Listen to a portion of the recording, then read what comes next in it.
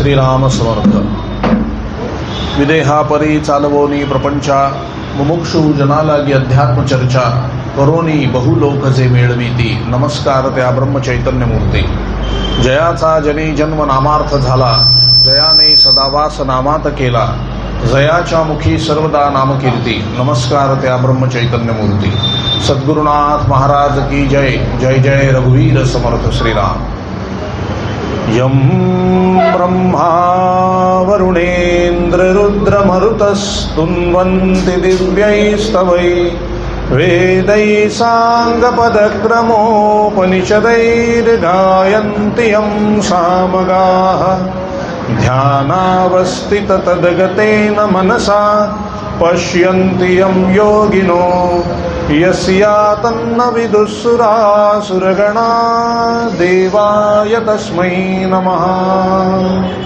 महायोगपीठे तटे भीमरथ्या वरं पुण्डरीकाय दातुं मुनीन्द्रैः समागत्य तिष्ठन्त आनन्दकन्दं परब्रह्मलिङ्गं भजे पाण्डुरङ्गम्. अलंकापुरी पुण्यभूमी पवित्र, इथे नांदतो ज्ञानराजा सुपात्र.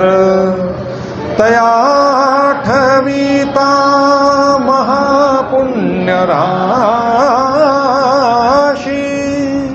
नमस्कार माझा श्री सद्गुरु ज्ञानेश्वरासी. पुंडलिक वरदा हरी विठ्ठल. श्री ज्ञानदेव तुकाराम पंढरीनाथ महाराज की जय. सद्गुरुनाथ महाराज की जय. जय जय रघुवीर समर्थ. वसुदेवसुतं देवं कंसचाणूरमर्दनं देवकी परमानन्दं कृष्णं वन्दे जगद्गुरुं. गोपाल कृष्ण महाराज की जय. राजाधिराज रामचंद्र महाराज की जय. पवनसुत हनुमान की जय. उमापति महादेव की जय. अम्बे मात की जय. दुर्गा मात की जय. संतोषी माते की जय. सब साधु संतन की जय. श्री अनंत कोटि ब्रह्मांड नायक राजाधिराज सच्चिदानंद सद्गुरु श्री ब्रह्म चैतन्य महाराज की जय. श्री ब्रह्मानंद महाराज की जय. जय जय रघुवीर समर्थ. श्री कृष्ण गोविंद हरे मुरारे. हे नाथ नारायण वासुदेवम. सगळ्यांनी म्हणायचं.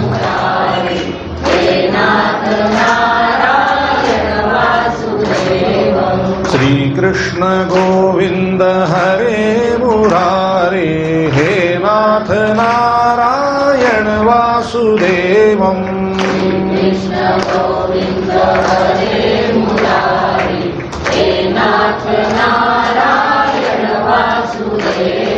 प्रद्युम्न दामोदर विश्वनाथ.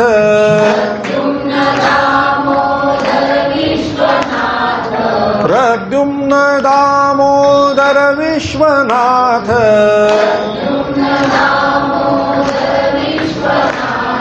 नमामि राधे नमामि कृष्णं.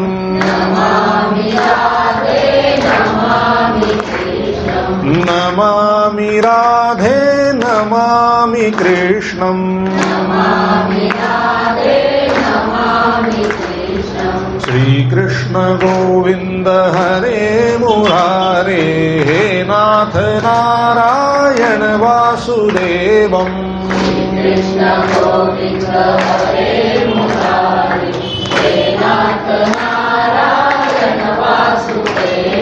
श्री कृष्ण गोविंद हरे मुरारे. हे नाथ नारायण वासुदेवम.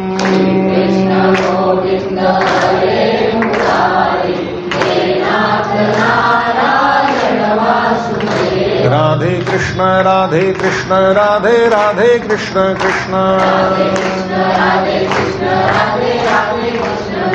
राधे कृष्ण राधे कृष्ण राधे राधे कृष्ण कृष्ण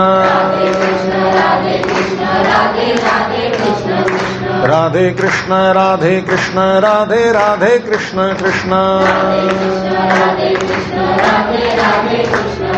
राधे कृष्ण राधे कृष्ण राधे राधे कृष्ण कृष्ण राधे कृष्ण राधे कृष्ण राधे राधे कृष्ण कृष्ण राधे कृष्ण राधे कृष्ण राधे राधे कृष्ण कृष्ण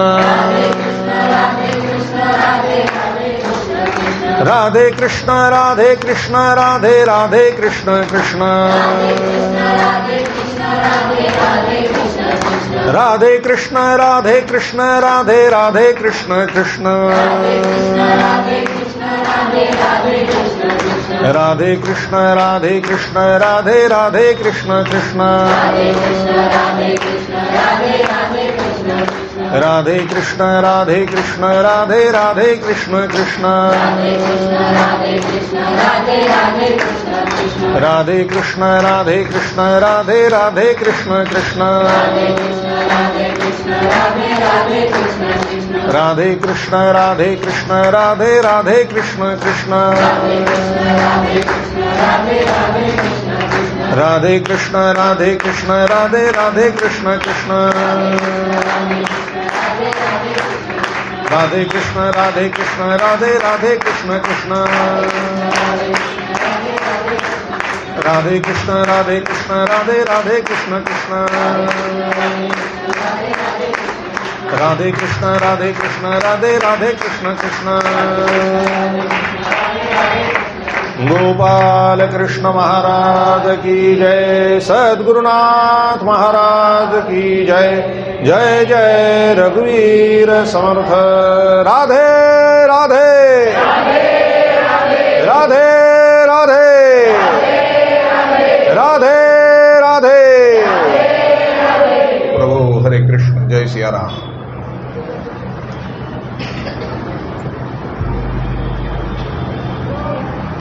बस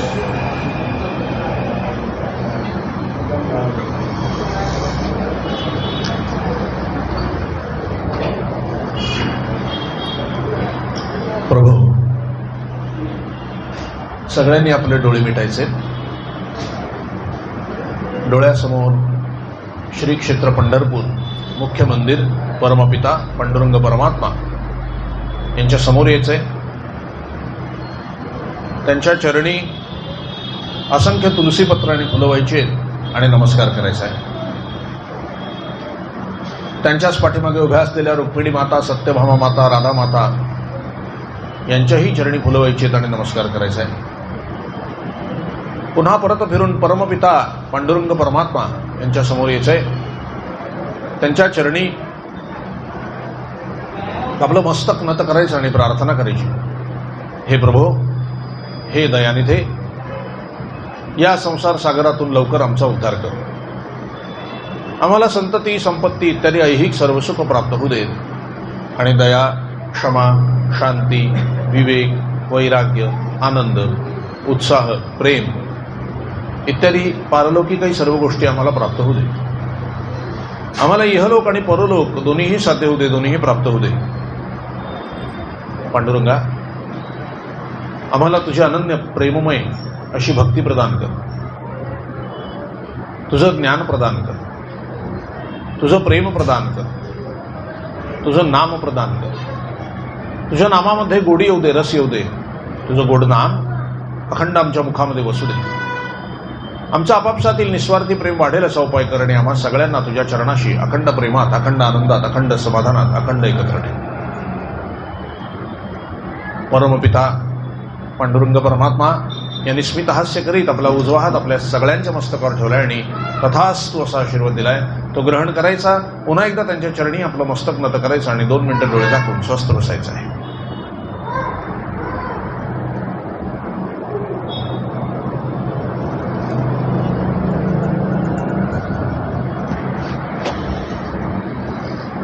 जानकी जीवन स्मरण जय जय राम। श्री सद्गुरुनाथ महाराज की जय।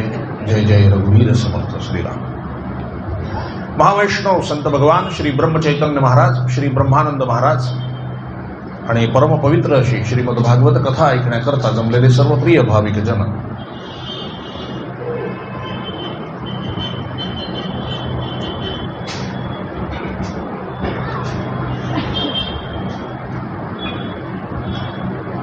आज परमपवित्र एकादशी, कार्तिक महिन्यातली पंढरपूर यात्रा, कार्तिकी एकादशी, आणि त्यात भागवत ऐकायला मिळणं हे परम पुण्याचं लक्षण आहे. म्हणजे किती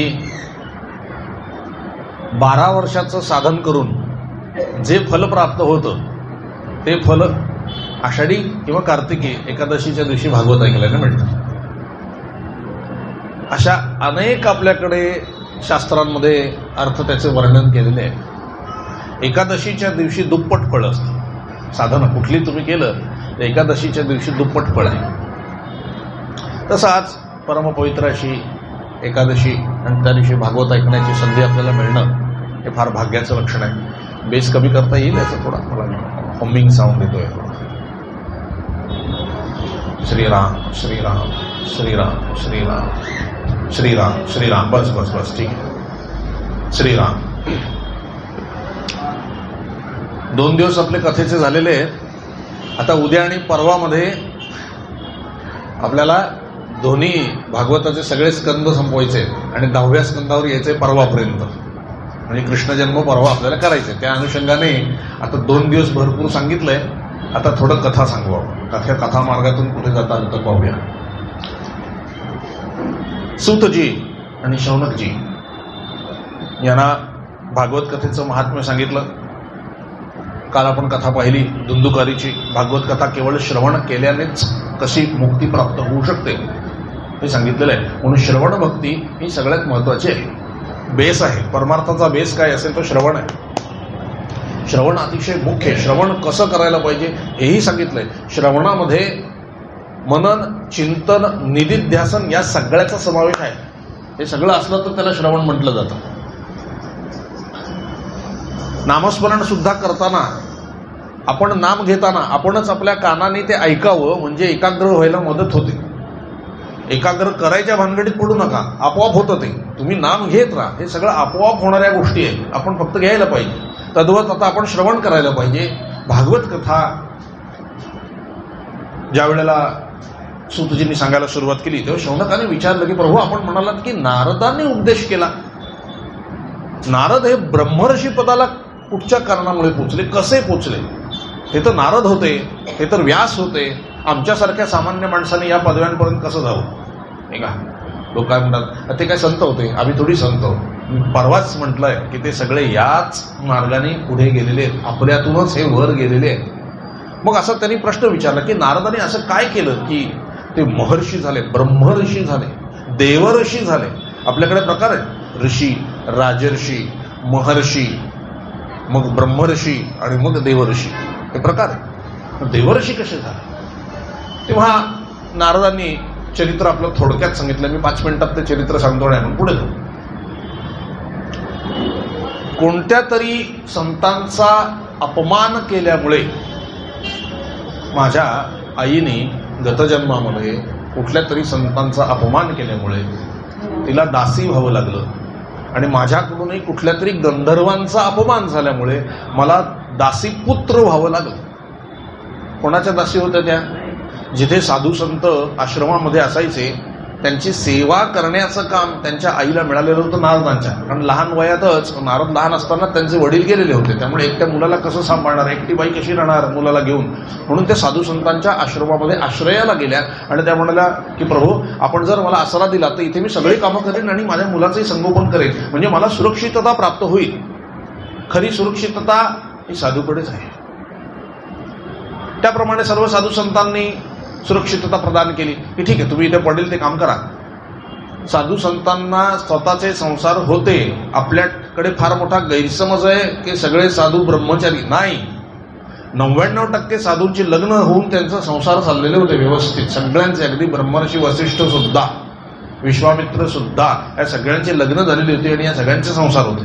फक्त ते आपल्यासारखे नव्हते, आटोपशीर होते.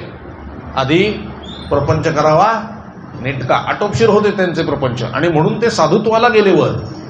तर त्या सर्व ऋषींनी सांगितलं की आमच्या कुटुंबाला तुम्ही विचारा आणि हवी ती सेवा या ठिकाणी तुम्ही करा.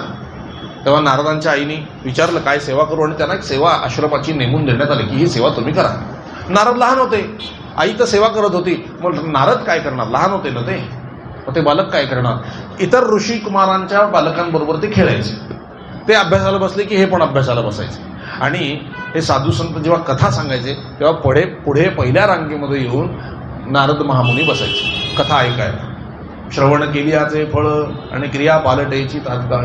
एकाग्रतेने कथा श्रवण करत गेले, भगवंताबद्दल आवड निर्माण होत गेली.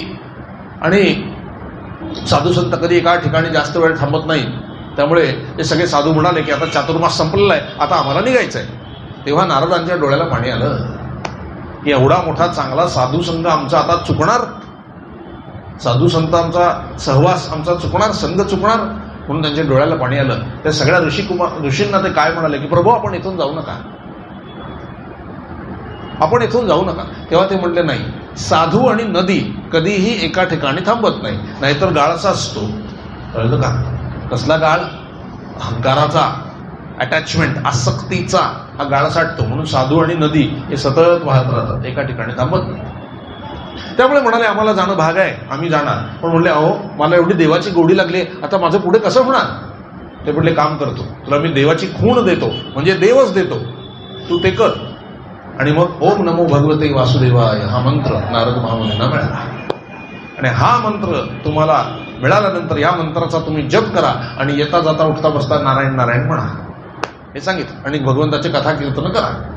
त्यांना फार बरं वाटलं की चला साधू नाहीत पण साधूंनी काहीतरी मला सेवन करायला दिलेलं आहे. साधूंनी दिलेला मंत्र सेवन करणे म्हणजे साधूने दिलेला मंत्र म्हणणे म्हणजे साधूची सेवा केल्यासारखंच आहे. साधू सेवाच आहे, श्रेष्ठ साधू सेवा आहे. मंत्र मिळाला, जप सुरू झाला, येता जाता उठता बसता नारायण नारायण नारायण नारायण नारायण. साधू संत निघून गेले. नारदांच्या आईला वाटली काळजी, एवढंसं पोर आहे नारायण नारायण म्हणताय, पुढे पोटा पाण्याचं काय. मी म्हातारी मी आहे तोपर्यंत काम करते, मी थकल्यानंतर याचं पुढे कसं होणार. त्यामुळे आई ओरडू लागली, अरे काय आता काय, काय वय आहे काय जप करत बसण्याचं, नाम घेत बसण्याचं संसारी. ते म्हटले जप करत बसायचं वय, काहीतरी खाण्यापिण्याचं बघ, माझी जबाबदारी तुझ्यावर आहे. तेव्हा नारद मुनी म्हणाले भगवंता एक तर तुझं प्रेम मला द्यायचं नाही, आणि दिलं असतं आता हे काढून घेण्याचे प्रताप कसले करतोस. देवाच्या नावाने चिडले थोडेसे, हे काय चाललंय म्हणले, मला तुझ्या भजनामध्ये आवड निर्माण झालेली आहे. म्हणलायस ना अनन्यश्चिंतयन्तो मां ये जना परिपासते तेषां नित्याभियुक्तानां योगक्षेमं वहाम्यहम्. आता माझं पालन कर, माझं पोषण कर, जे काय असेल ते कर तू. मला माहित नाही, मला तुझ्या नामामध्ये गोडी उत्पन्न झालेली आहे आणि आता बाकी माझ्याने आता काही होणार नाही म्हणले. आधी शक्य होतं, आता एवढं नामस्मरण केल्यानंतर नाममय शरीर झाल्यानंतर आता काही माझ्याने शक्य होणार नाही. त्यामुळे तू काहीतरी असं कर की मला अडचण नको ही बाबा. कधी कधी असं वाटायला लागलं नारदांना की आई फार त्रास द्यायला लागली, मला परमार्थ करू देईन अशी झाली आहे, की गेली तर बरी होईल, माझी सुटका होईल. हा खरा परमार्थ आहे. बोलू नका बोलू नका बोलू नका.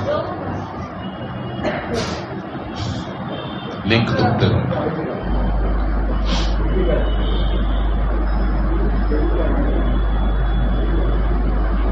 गेली तर बरी होईल, नाही तर मला अडचण निर्माण करायची. हे काम कर ते काम कर, अमकं कर तमकं कर करत बसायची आणि मग काहीच व्हायचं नाही. म्हणले प्रभू बघा बाबा माझा भार तुमच्यावर आहे, मला तर भजन करायसाठी जन्म दिलेला आहे, मी भजन करणार आहे. आता तुम्ही काय ते बघा. आई आहे, आई जावी अशी कोणाला वाटत नाही, पण आता भजन मार्ग एवढा प्रिय झालाय की त्यात अडचणी दूर झालेल्या बऱ्या. नमस्कार केला. त्यांना काय माहिती, एका गोठ्यामध्ये गायींची सेवा आई करत होती, तिकडे भला मोठा नाग निघाला आणि आईला चावला. आता नारदांची आई ती उद्धार होणारच, जोरात किंचाळली आणि पडली. नारद एकदम घाबरले, धावत गेले. बघतो तर आईचे श्वास चालत नव्हते, आई गेली. नारद त्यांच्या तोंडून पहिलं वाक्य काय आलं, सुटलो. याला म्हणायचं खरा परमार्थ. आम्ही काय म्हटलं असं, ओ जिवंत करून द्या आधी, आमचं भजन पाहिजे तर जेवढं आहे त्याच्या ऐवजी आम्हाला हे तुम्ही करून द्या. आम्ही असं लगेच हिशोब मांडतो देवाकडे. खरे संत कसे असतात, संसार सुटला पाहिजे नाही का. म्हणून नारद काय म्हणले, सुटलो, आईला नमस्कार केला आणि म्हणाले हा देह जन्माला घातल्याबद्दल आम्ही तुमचे ऋणी आहोत आणि तुम्हाला मोक्षपद प्राप्त होईल नक्कीच. नमस्कार केला आणि नारद तिथे थांबले नाही, निघाले. आता अतिशय आनंद, गावोगावी फिरायचं, नारायण नारायण नारायण नारायण जप करायचा, कीर्तन करायचं मंदिरामध्ये, भगवंताच्या कथा गायच्या, ज्या साधू संतांच्या मुखातून ऐकलेल्या होत्या त्या कथा गायच्या आणि सगळीकडे फिरायसाठी भगवंताच्या नामाचा घोष. असेच एकदा फिरता फिरता फिरता फिरता एका जंगलात गेले. जंगलामध्ये एका झाडाखाली बसले. अचानक मंद शीतल असा वारा सुटला त्या ठिकाणी आणि एकदम मन एकाग्र व्हायला लागलं, डोळे मिटायला लागले आणि अचानक वीज कडाडावी त्या पद्धतीने भगवान त्यांच्या समोर आले आणि एका क्षणात नाहीसे झाले. नारद एकदम कळवळले की भगवंत आहे काय, नीट पोटभर बघू सुद्धा दिलं नाहीस, किती गोड दर्शन होतं तुझं. तेव्हा आकाशवाणी झाली, तुला सतत माझं चिंतन राहावं म्हणून मी काही क्षणाचं तुला दर्शन दिलेलं आहे. आता तुला चिंतन अखंड राहील. तुला या जन्मात माझी प्राप्ती नाहीये, जन्मभर माझं कीर्तन कर, कथा कर, साधन कर आणि हा देह जेव्हा पडेल तेव्हा प्रलय काळ जेव्हा पृथ्वीचा होईल, त्याच्यानंतर पुन्हा जेव्हा सृष्टी निर्माण होईल तेव्हा ब्रह्मदेव तुला निर्माण करतील, तेव्हा तू माझा पार्षद होऊनच जन्म घेशील. तुला परत पृथ्वीवर जन्म नाही. आणि तसंच झालं महाराज. जन्मभर नारदांनी कथा कीर्तन नारायण नारायण जप करत करत करत करत इतकं देवामध्ये स्वतःला वाहून टाकलं की शरीर पडलं आणि ते ब्रह्मदेवामध्ये विलीन झाले. आणि पुन्हा जेव्हा सृष्टीची निर्मिती झाली तेव्हा नारद महामुनी भगवंताचे श्रीहरीचे पार्षद म्हणून जन्माला आले. तेच ते नारद मुनी, हातात विणा घेतलेले, शेंडी असलेले नारद मुनी. नारायण नारायण ते म्हणजे सामान्य मनुष्याने साधनेची जर सीमा केली, नामस्मरणाची जर सीमा केली तर तो कुठल्या पदाला चढतो, देवर्षी पदाला देखील चढू शकतो, प्रत्यक्ष परब्रह्म होऊ शकतो. त्यालाच नराचा नारायण होणे असं म्हणतात. हे शक्य आहे. याला कलियुगातलं काही प्रमाण आहे का? आहे. गुरुदेव रानडे त्याने एवढा अखंड जप केला आणि जप केल्यानंतर शेवटी त्यांनी असं वाक्य म्हटले, म्हणजे देह सोडायच्या काही दिवस आधी, की आता मी प्रतिसृष्टी निर्माण करू शकतो. ही ताकद आली होती. पण संत ती निर्माण करत नाहीत. संत स्वतःला विलीन करतात भगवंतामध्ये. लक्षात घ्या, याला म्हणतात आत्मसाक्षात्कार. कशाच्या जोरावर? फक्त नामाच्या जोरावर. तुकाराम महाराज काय म्हणाले, कशाने साधेल तुम्हाला? नामेची सिद्धी, नामेची सिद्धी, नामेची सिद्धी, व्यभिचार बुद्धी न पावता. नाम सोडून आणखी दुसरं साधन करू नका, नामाने भगवंताची प्राप्ती होईल. ही साधना. अशा पद्धतीने नारदजींनी स्वतःचं चरित्र महामुनींनी देवर्षींनी त्या ठिकाणी सांगितलं. पुढे शौनकजींनी पुन्हा प्रश्न विचारला सूतजींना की भगवंताच्या कुळामधलं कुणी आहे का की ज्याची कलियुगामध्ये उद्धार झालेला आहे? भागवत कथेने आहे ना म्हणाले. आता तुला असं उदाहरण देतो की ते भगवंताच्या कुळातलंच आहे. अर्जुनाचा नातू राजा परीक्षिती, ज्याचं रक्षण स्वयमेव भगवंतांनी केलेलं होतं. महाभारताचं युद्ध संपुष्टात आलेलं होतं. गदेच्या प्रहाराने भीमाने दुर्योधनाला खाली पाडलेलं होतं. रक्ताच्या थारोळ्यामध्ये पडलेला दुर्योधन आरडाओरडा करत होता, किंचाळत होता. आता दुर्योधन मरणार, काही क्षणात तो मरणार. म्हणजे युद्ध संपलं. सगळे पांडव आपल्या घरी निघून गेले. रात्री कोणी नाही असं पाहता अश्वत्थामा गुरु द्रोण यांचा मुलगा त्या ठिकाणी आला. लक्षात घ्या, सगळ्यात वाईट जगात काही असेल तर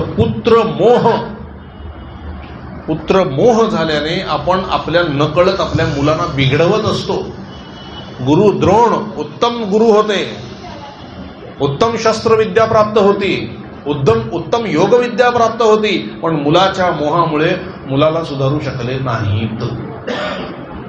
मुलगा चुकला की त्याला शासन करणं जरूर आहे. त्याचे लाड केले की अश्वत्थामासारखे रिझल्ट मिळतात. अश्वत्थामा कोण आहे? कल्पना आहे का आपल्याला? शिवांश, भगवान शिवाचा अंश. पण असून जर का घडण योग्य झाली नाही तर काय परिणाम होतात? त्याला वरदान मिळालं होतं अजर आणि अमर राहण्याचं. असा हा अश्वत्थामा रात्रीच्या वेळी त्या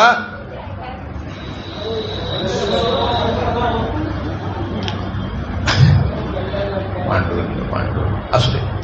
अशा वेळी रात्रीच्या वेळी अश्वत्थामा तिथे आला दुर्योधनाकडे आणि म्हणाले, मित्रा काय पाहिजे आहे तुला, तू सांग, तुझ्या मनाचं काय असेल तरी तू मला सांग. त्यावेळेला दुर्योधन म्हणतोय की आता मी काही क्षणात प्राण सोडणार आहे, काही क्षणामध्ये मी प्राण सोडणार आहे, पण माझं जर खरंच तू हितैषी असेल तर एक कर, सगळ्या पांडवांना मारून टाक. तो म्हटलं वचन आहे, सगळ्या पांडवांना मारतो. आणि तो निघाला रात्री पांडवांच्या छावणीकडे. कोण? अश्वत्थामा. पांडव बाहेर गेलेले होते, घरामध्ये पांडवांची मुलं झोपलेली होती. त्याला वाटलं हे पांडवच आहेत.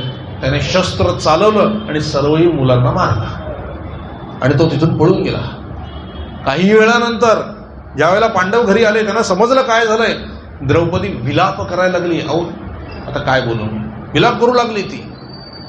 मग भयंकर राग आला अर्जुनाला, सर्व पांडवांना, आणि त्यांनी भगवान श्रीकृष्णांनी सांगितलं हे अश्वत्थाम्याचंच कृत्य. जाऊन त्याला पकडून दोराने बांधून आणला. तेव्हा द्रौपदी काय म्हणते, सोडा याला. माझे 5 मुलं होती, 5ही मुलांचं जाण्याचं दुःख काय आहे मला माहिती आहे. याच्या आईला हा एकटाच आहे आणि आता तो गुरु द्रोण पण नाहीये, त्यामुळे तिची अवस्था काय होईल मला कल्पना आहे. याला सोडा, याला मारू नका.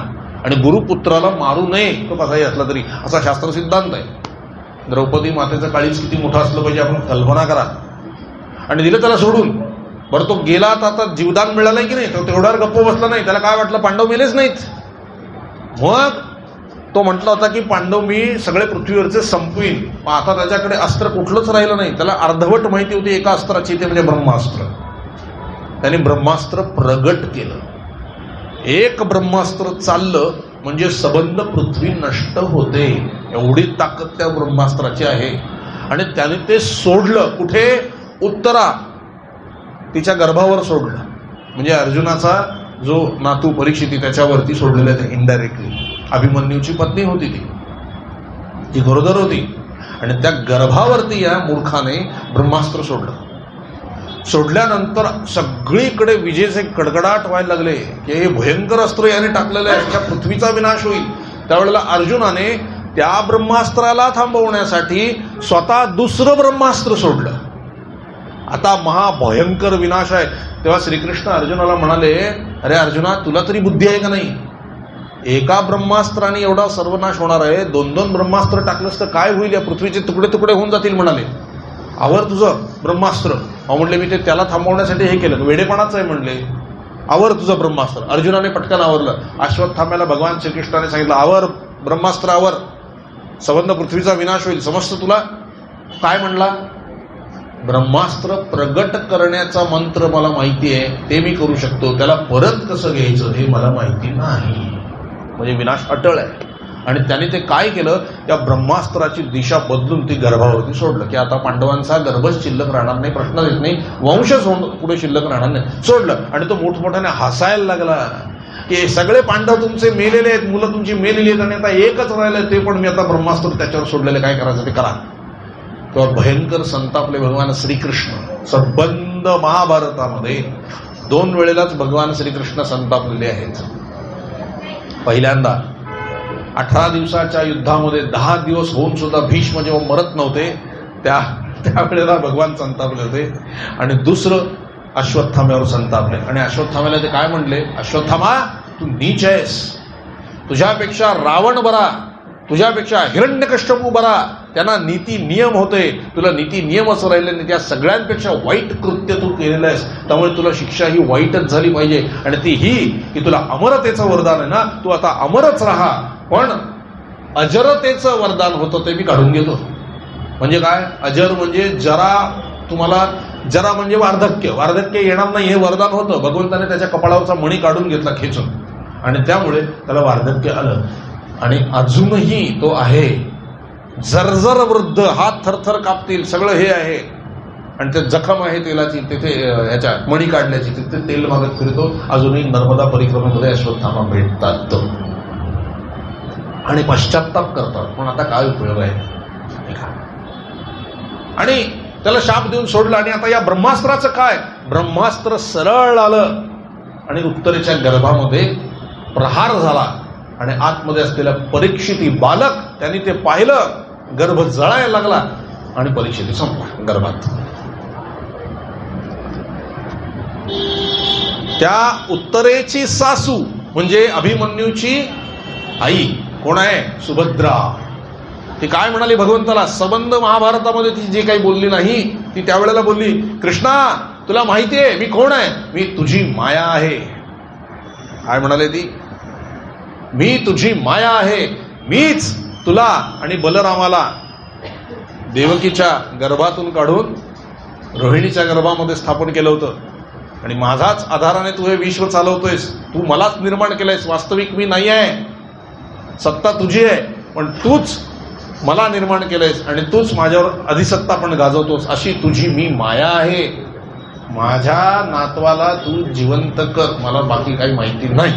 एवढं तर मी नक्कीच तुझ्यापासून मागू शकतो, तुझ्याकडून एवढं मी नक्की मागू शकतो. कृष्ण म्हणले काळजी करू नकोस.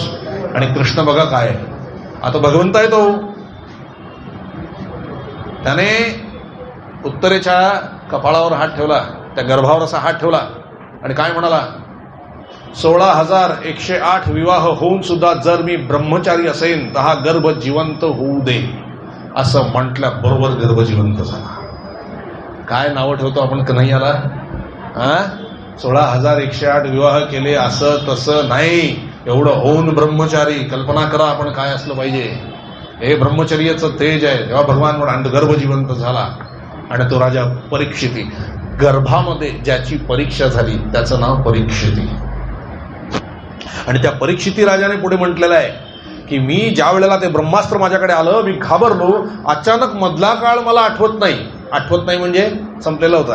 आणि नंतर पुन्हा मी जेव्हा जागा झालो तेव्हा भगवान श्रीकृष्णांनी जागा केलेलं होतं. तेव्हा अंगठ्या एवढा शिशू मी पाहिला जो त्या ब्रह्मास्त्राशी युद्ध करतोय आणि माझं रक्षण करतोय. तोच का भगवान श्रीकृष्ण? होय म्हणाले, तोच भगवान श्रीकृष्ण. कल्पना करा काय भगवंत असला पाहिजे. आणि असा तो परीक्षिती राजा, ज्याची गर्भात परीक्षा झाली म्हणून परीक्षिती त्याचं नाव ठेवलं गेलं. सगळं महाभारताचं युद्ध संपलं. पांडव स्वर्गरोहणाकडे निघून गेले आणि राज्यावर परीक्षितीला बसवलं.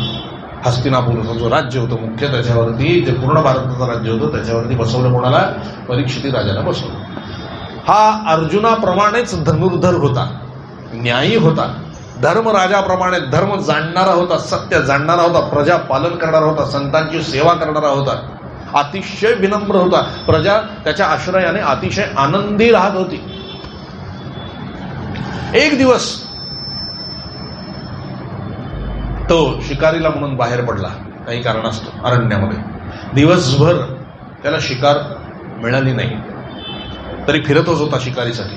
एका जंगलामध्ये त्याला विचित्र दृश्य दिसलं. काय दिसलं त्याला? एक गाय आहे आणि एक बैल आहे आणि एक काळा कुट्ट पुरुष गायीला लाथा मारतोय आणि त्याने बैलाचे 3 पाय तोडलेले आहेत आणि बैल एकाच पायावर उभं राहून रडतो आहे आणि ती ही गाय सुद्धा रडते, तिच्याही डोळ्यातनं अश्रू येतो. हे अतिशय विदारक असं दृश्य पाहिलं. गोमाता आपल्याकडे पूज्य मानली जाते. आज जी पृथ्वी टिकलेली आहे महाराज, एवढी सगळी संकट येऊनही गायीमुळे टिकलेली आहे. 33 कोटी देव तिच्या उदरामध्ये आहेत. रामाला गाय प्रिय आहे, कृष्णाला गाय प्रिय आहे. गोमातेमुळे धरती टिकली आहे. आणि या हे पृथ्वीचंच रूप आहे. गाय म्हणजे सहनशीलतेमध्ये गायीचं रूप घेऊनच पृथ्वी येत असते.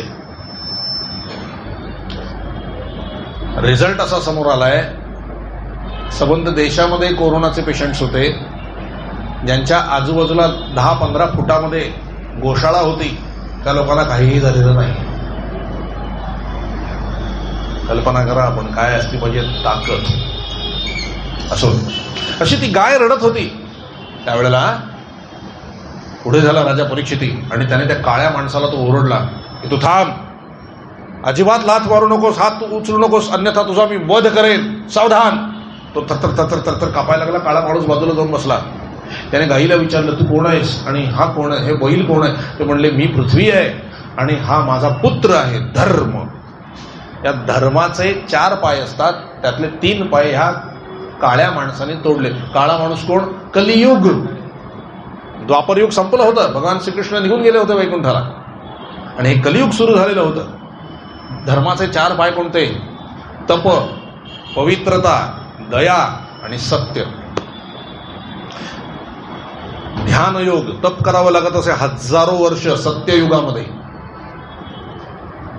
सत्ययुग निघून गेलं, तप निघून गेलं. मग त्रेतायुग सुरू झालं, जेव्हा आमच्या मैयावर, सीता मैयावर प्रजाजनांनी संशय घेतला, तेव्हा प्रजेचं पवित्रपण निघून गेलं. सीता माता पवित्रच होत्या शेवटपर्यंत, प्रजेचं पवित्रपण निघून गेलं, म्हणून त्रेतायुग संपल्याबरोबर पवित्रता निघून गेली. जेव्हा आपल्याच पुतण्याला सगळ्या काकांनी मिळून ठार मारला द्वापरयुगामध्ये अभिमन्यूला, त्यावेळेला दया नाहीशी झाली, म्हणून द्वापरयुगातून दया निघून गेली. आणि आता सत्ययुगामध्ये केवळ एक चरण बाकी आहे, सत्य. सत्य हे चरण बाकी आहे कलियुगामध्ये. आता हे जर सत्य कुठेतरी 100पैकी 5 लोक सत्याचे पालन करणारे आहेत, म्हणून पृथ्वी टिकलेली आहे. ज्या क्षणाला हे सज्जन नाहीसे होतील, पृथ्वी क्षणार्धात पाण्यात बुडेल. आणि हे जे महामारी येते, हे जे भूकंप येतात, हे जे त्सुनामी येतात, हे सूचना आहे की अरे कलियुगातल्या मानवांनो एवढे शेफारू नका की सज्जनांना त्रास होईल, अन्यथा तुम्ही टिकणार नाही. ही सूचना आहे. म्हणून संतांना डोक्यावर घ्यायचं असतं, साधू संतांचं स्वागत करायचं असतं, साधू संतांना वंदन करायचं असतं. एक लक्षात घ्या, राज्य श्रेष्ठ कुठलं? राम राज्य श्रेष्ठ म्हणतो आपण. का? राजा जरी राम असला तरी रामाच्या वर ऋषी होते, वसिष्ठ आणि विश्वामित्र. राज्य तेच चालवत असत. नामधारी राम होते, आज्ञा पालन करून राज्य चालवत होते. कृष्णाच्या वेळेला संदीपनी महर्षी होते, ते सांगत होते, त्याप्रमाणे बलराम राज्य करीत होते. छत्रपती शिवाजी महाराज यांच्यासारखा राजा झालाच नाही कलियुगामध्ये, नाही का? आज त्यांच्यामुळे आपण सुखाचे 4 घास खातोय, भजन करू शकतोय, ते आमच्या राजामुळेच आहे. त्यांच्याही वरती कोण होते? समर्थ रामदास स्वामी आणि जगद्गुरु तुकोबाराय महाराज. त्यांच्या हातात जो भगवा ध्वज आहे ना, तो तुकोबांचाच आहे, वारकरी ध्वज आहे. लक्षात आलं की नाही? ते एक राजा कसा असावा, उत्कृष्ट उदाहरण छत्रपतींचं आहे. छत्रपती शिवाजी महाराज जितके शूर तितकेच विनम्र, शत्रूसाठी जितके कडक तितकेच आप्त स्वकीयांसाठी दयाळूपणा भरलेला होता. साधूच. कधी कधी मला असं वाटतं छत्रपती शिवाजी महाराज न म्हणता छत्रपती शिवाजी भगवानच आहेत. तो भगवंताचा अवतारच आहे छत्रपती शिवाजी महाराज. आज त्यांच्यामुळे आपण आहोत महाराज. असो, माझा आवडीचा विषय आहे तो. आणि सत्य हे कलियुगातलं एक चरण टिकून आहे. ताबडतोब त्या परीक्षितीने स्वतःच्या पुण्याईने 4ही चरण जोडून दिले त्या बैलाचे, आणि त्याला सांगितलं काळजी करू नकोस, आता तू आरामात राहा. गाईला सांगितलं तू काळजी करू नकोस, मी आहे ना, मी याला शासन करतो, आपण निरोप घ्या, आनंदाने जा. तेव्हा गाय आणि बैल आशीर्वाद देऊन निघून गेले. मग परीक्षिती राजा वळला कलियुगाकडे. कलियुग थरथर थरथर थरथर कापतच होता. धनुष्याला प्रत्यंच्या जोडली, बाण लावला, अनुसंधान केलं आणि म्हणले आता मी तुला ठार मारणार. कलियुग अतिशय घाबरला आणि तो काय म्हणला, भगवन आपण मला निश्चित मारू शकता, प्रश्नच नाही, आपण शूर आहात, अर्जुनाचे नातू आहात, श्रीकृष्णाच्या कुळामध्ये आपण आहात, आपण मला निश्चित मारू शकता. पण आता माझा काल सुरू झालेला आहे. सत्ययुगाच्या वेळेला सत्ययुगाचा काल होता, त्रेतायुगाच्या वेळेला त्रेतायुगाचा काल होता, द्वापरयुगाच्या वेळेला द्वापरयुगाचा काल होता. आता माझा काळ सुरू झालाय. यद्यपि तुम्ही म्हणत असाल तर मी येणार नाही, पण आता माझा काळ सुरू झालाय. आपण तर न्यायी आहात, दयावान आहात, तेव्हा आपण न्याय नक्की कराल. आपण न्यायी राजा आहात, मला राहू द्या. तेव्हा राजा परीक्षित म्हणला, तुला जर ठेवलं तर तुझे जे काही परिणाम आहेत, आजच्या भाषेत साईड इफेक्ट्स, ते फार भयंकर आहे. काय आहे ते? घराघरात कलह, भांडण, दुसऱ्याचं वाईट कसं होईल, बुद्धी फिरते, बुद्धी भ्रष्ट होते. कली काय करतो? बुद्धी भ्रष्ट करतो महाराज. पहिलं तर तो हे करणार की परमार्थ आणि देव आणि याच्यावरनं तुमचे विश्वासच उडवून टाकणार तो. याला काय? आणि जे जे काही विचित्र विचित्र आहे बाहेर, त्या सगळ्यामध्ये तुमचं मन रमणार. मला काही त्या विषयावर जास्त बोलायचं नाही, सांगतो. बुद्धी भ्रष्ट करणे हे कलियुगाचं प्रधान लक्षण आहे. तो तुमच्या बुद्धीवरती पहिला हल्ला चढवणार. म्हणून कलियुगापासून अतिशय सावध असलं पाहिजे. कलीपासून बुद्धी. मग अशा वेळेला काय करावं? सद्गुरूचं ऐकावं. सद्गुरूजी बुद्धी देईल त्याप्रमाणे ऐकावं, म्हणजे कलीचा आपल्यावरती परिणाम होत नाही. नामस्मरणात राहावं, म्हणजे कलीचा आपल्यावर प्रभाव होत असू दे. तो काय म्हटला का, मला राहू द्या, माझी वेळ आहे, आपण मला राहू द्या. पण म्हणलं तुला ठेवलं तर असे परिणाम होतील. तेव्हा कलियुग काय म्हणतोय, ठीक आहे, तुम्ही द्याल त्या जागेमध्ये मी राहील. तुम्ही कमी दिलं तरी चालेल, मला माझं त्याच्यामध्ये समाधान आहे. तुम्ही द्याल त्याच्यामध्ये मी राहील. तेव्हा राजा परीक्षित म्हणाला, ठीक आहे, न्याय करतो तुझा. तुला मी राहायला 4 जागा देतो. त्या 4 जागेमध्ये तू राहा. कुठल्या 4 जागा? पहिली, जिथं जुगार खेळला जातो तिथे तू राहा. कलीला सांगितलं. पहिली जागा दिली. आता नीट लक्ष देऊ नाही का? जिथं मद्यपान केलं जातं त्या ठिकाणी तू राहा. ज्या ठिकाणी व्यभिचार केला जातो त्या ठिकाणी हे कली तू राहा. आणि ज्या ठिकाणी हिंसा केली जाते त्या ठिकाणी हे कली तू राहा. 4 जागा दिल्या. आता कलियुग किती हुशार होता पाहतो. राजा किती शूर असला तरी थोडा भोळाच, नाही का? हे कलियुग काय म्हणलं, राजन, आपले आमच्यावर फार उपकार झाले, आपण आम्हाला 4 महत्वाच्या जागा राहायला दिल्या, पण सगळ्या विचित्रच दिल्या हो. म्हणाले, जुगार काय न, व्यभिचार काय न, मद्यपान काय न, हिंसा काय, एकतरी चांगली जागा मला द्या. एकतरी चांगली जागा मला द्या. त्याला राजाला वाटलं, हा, याला एक चांगली जागा दिली पाहिजे. राजा परीक्षित काय म्हणला, ठीक आहे, सुवर्ण म्हणजे सोनं म्हणजे पैसा याच्या ठिकाणी तू राहा. कलियुग म्हणता बस काम झालं. कारण कलियुगामध्ये सगळे पैसा यालाच विचारणार ना, त्याचं काम तेच होतं. झालं म्हणलं माझं काम. बरं ना म्हणले, मग आता जातोच ना? हो की जातो म्हणाले. नमस्कार केला आणि तो निघाला. पण तो निघून कुठे गेला? राजा परीक्षितीच्या मुकुटात जाऊन बसला, कारण तो सोन्याचा होता. बघा कलीने कसं फिरवलं. आणि मुकुटात बसल्याबरोबर राजा परीक्षितीची बुद्धी भ्रष्ट. मुकुट आलं की भ्रष्टच होते का हो बुद्धी? मुकुट म्हणजे कळतं का? सत्ता. कुठेही असू देत, मग ते कॉलेजमध्ये असू देत, शाळेत असू देत, घरात असू देत, कुठे सत्ता आली की बुद्धी भ्रष्ट. आणि मुकुटात जाऊन बसले.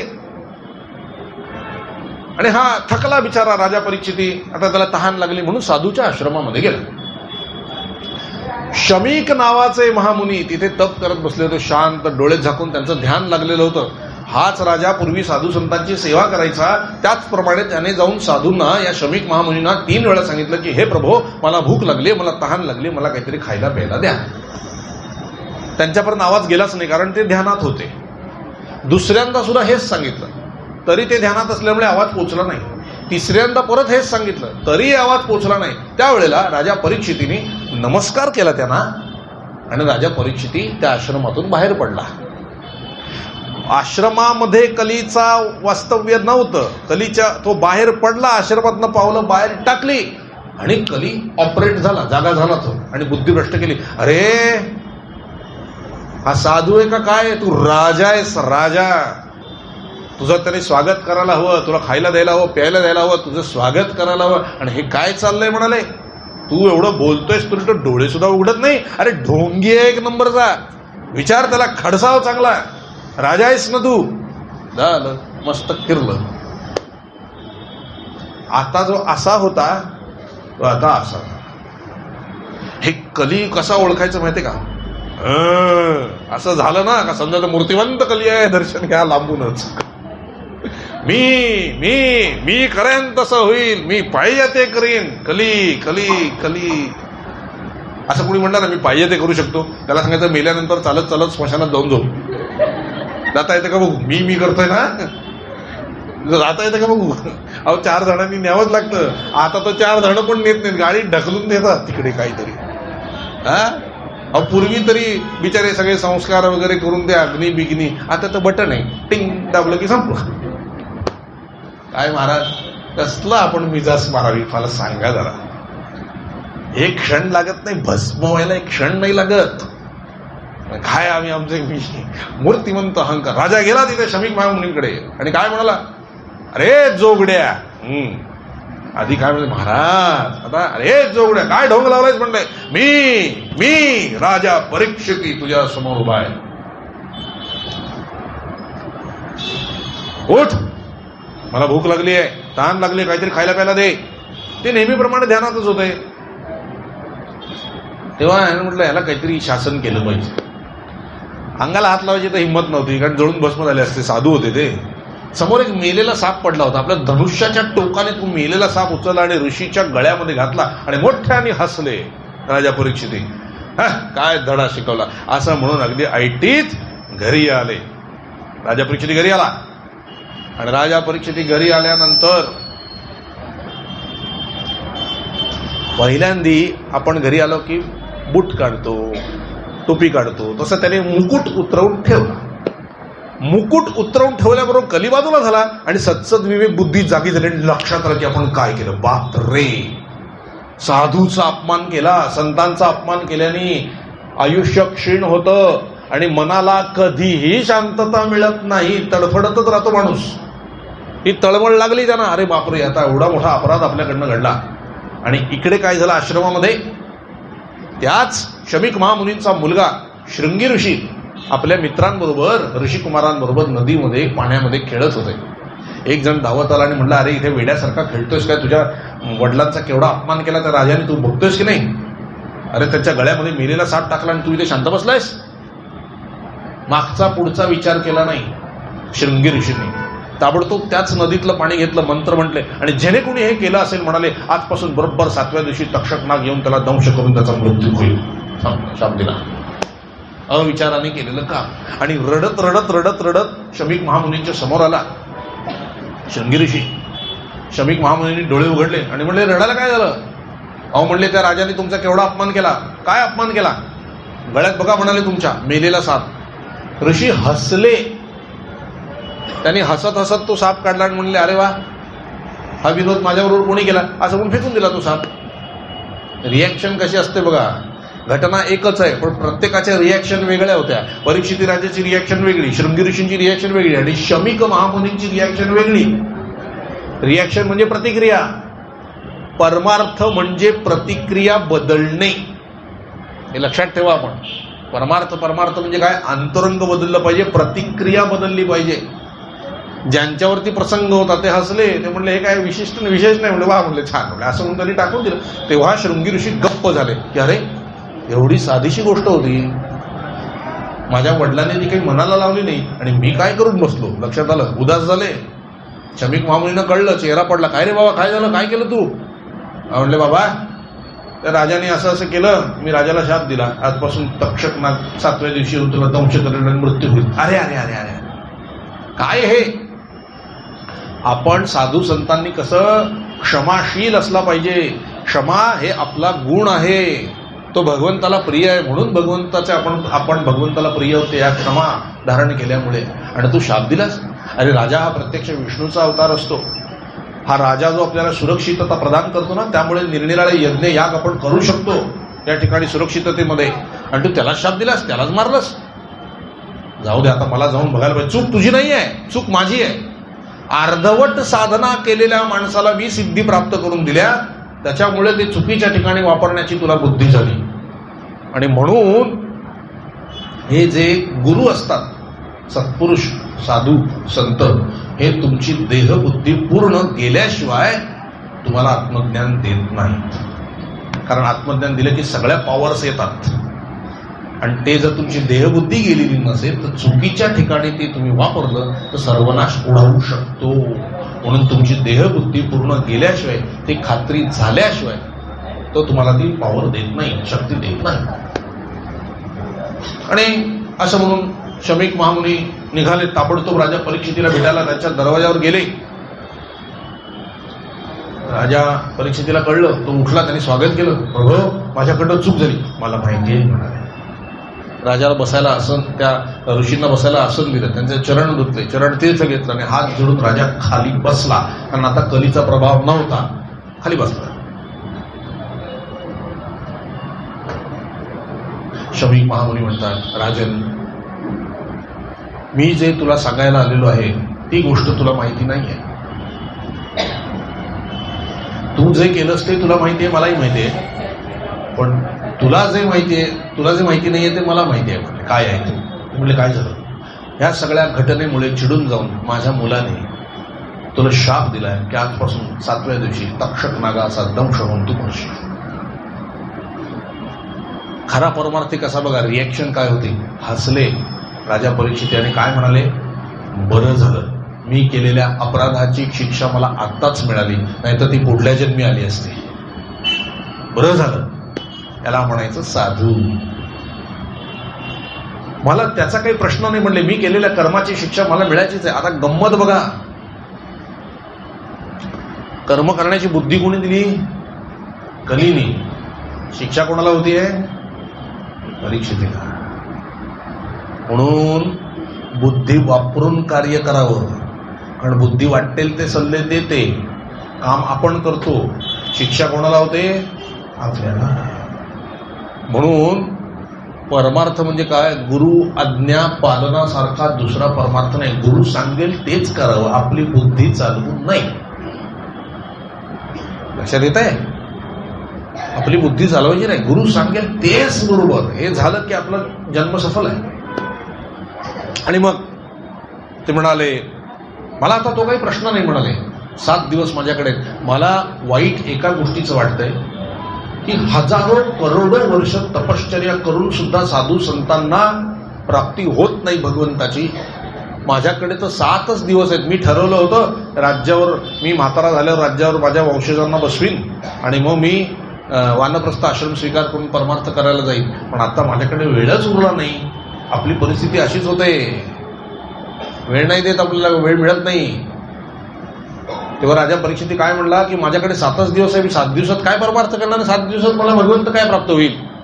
समाधान करणे हे संतांचं लक्षण असतं. त्यामुळे शमीक महामुनी म्हणाले, काळजी करू नकोस, तुझ्याकडे तरी 7 दिवस आहेत. राजा खटवांग, त्याच्याकडे काय?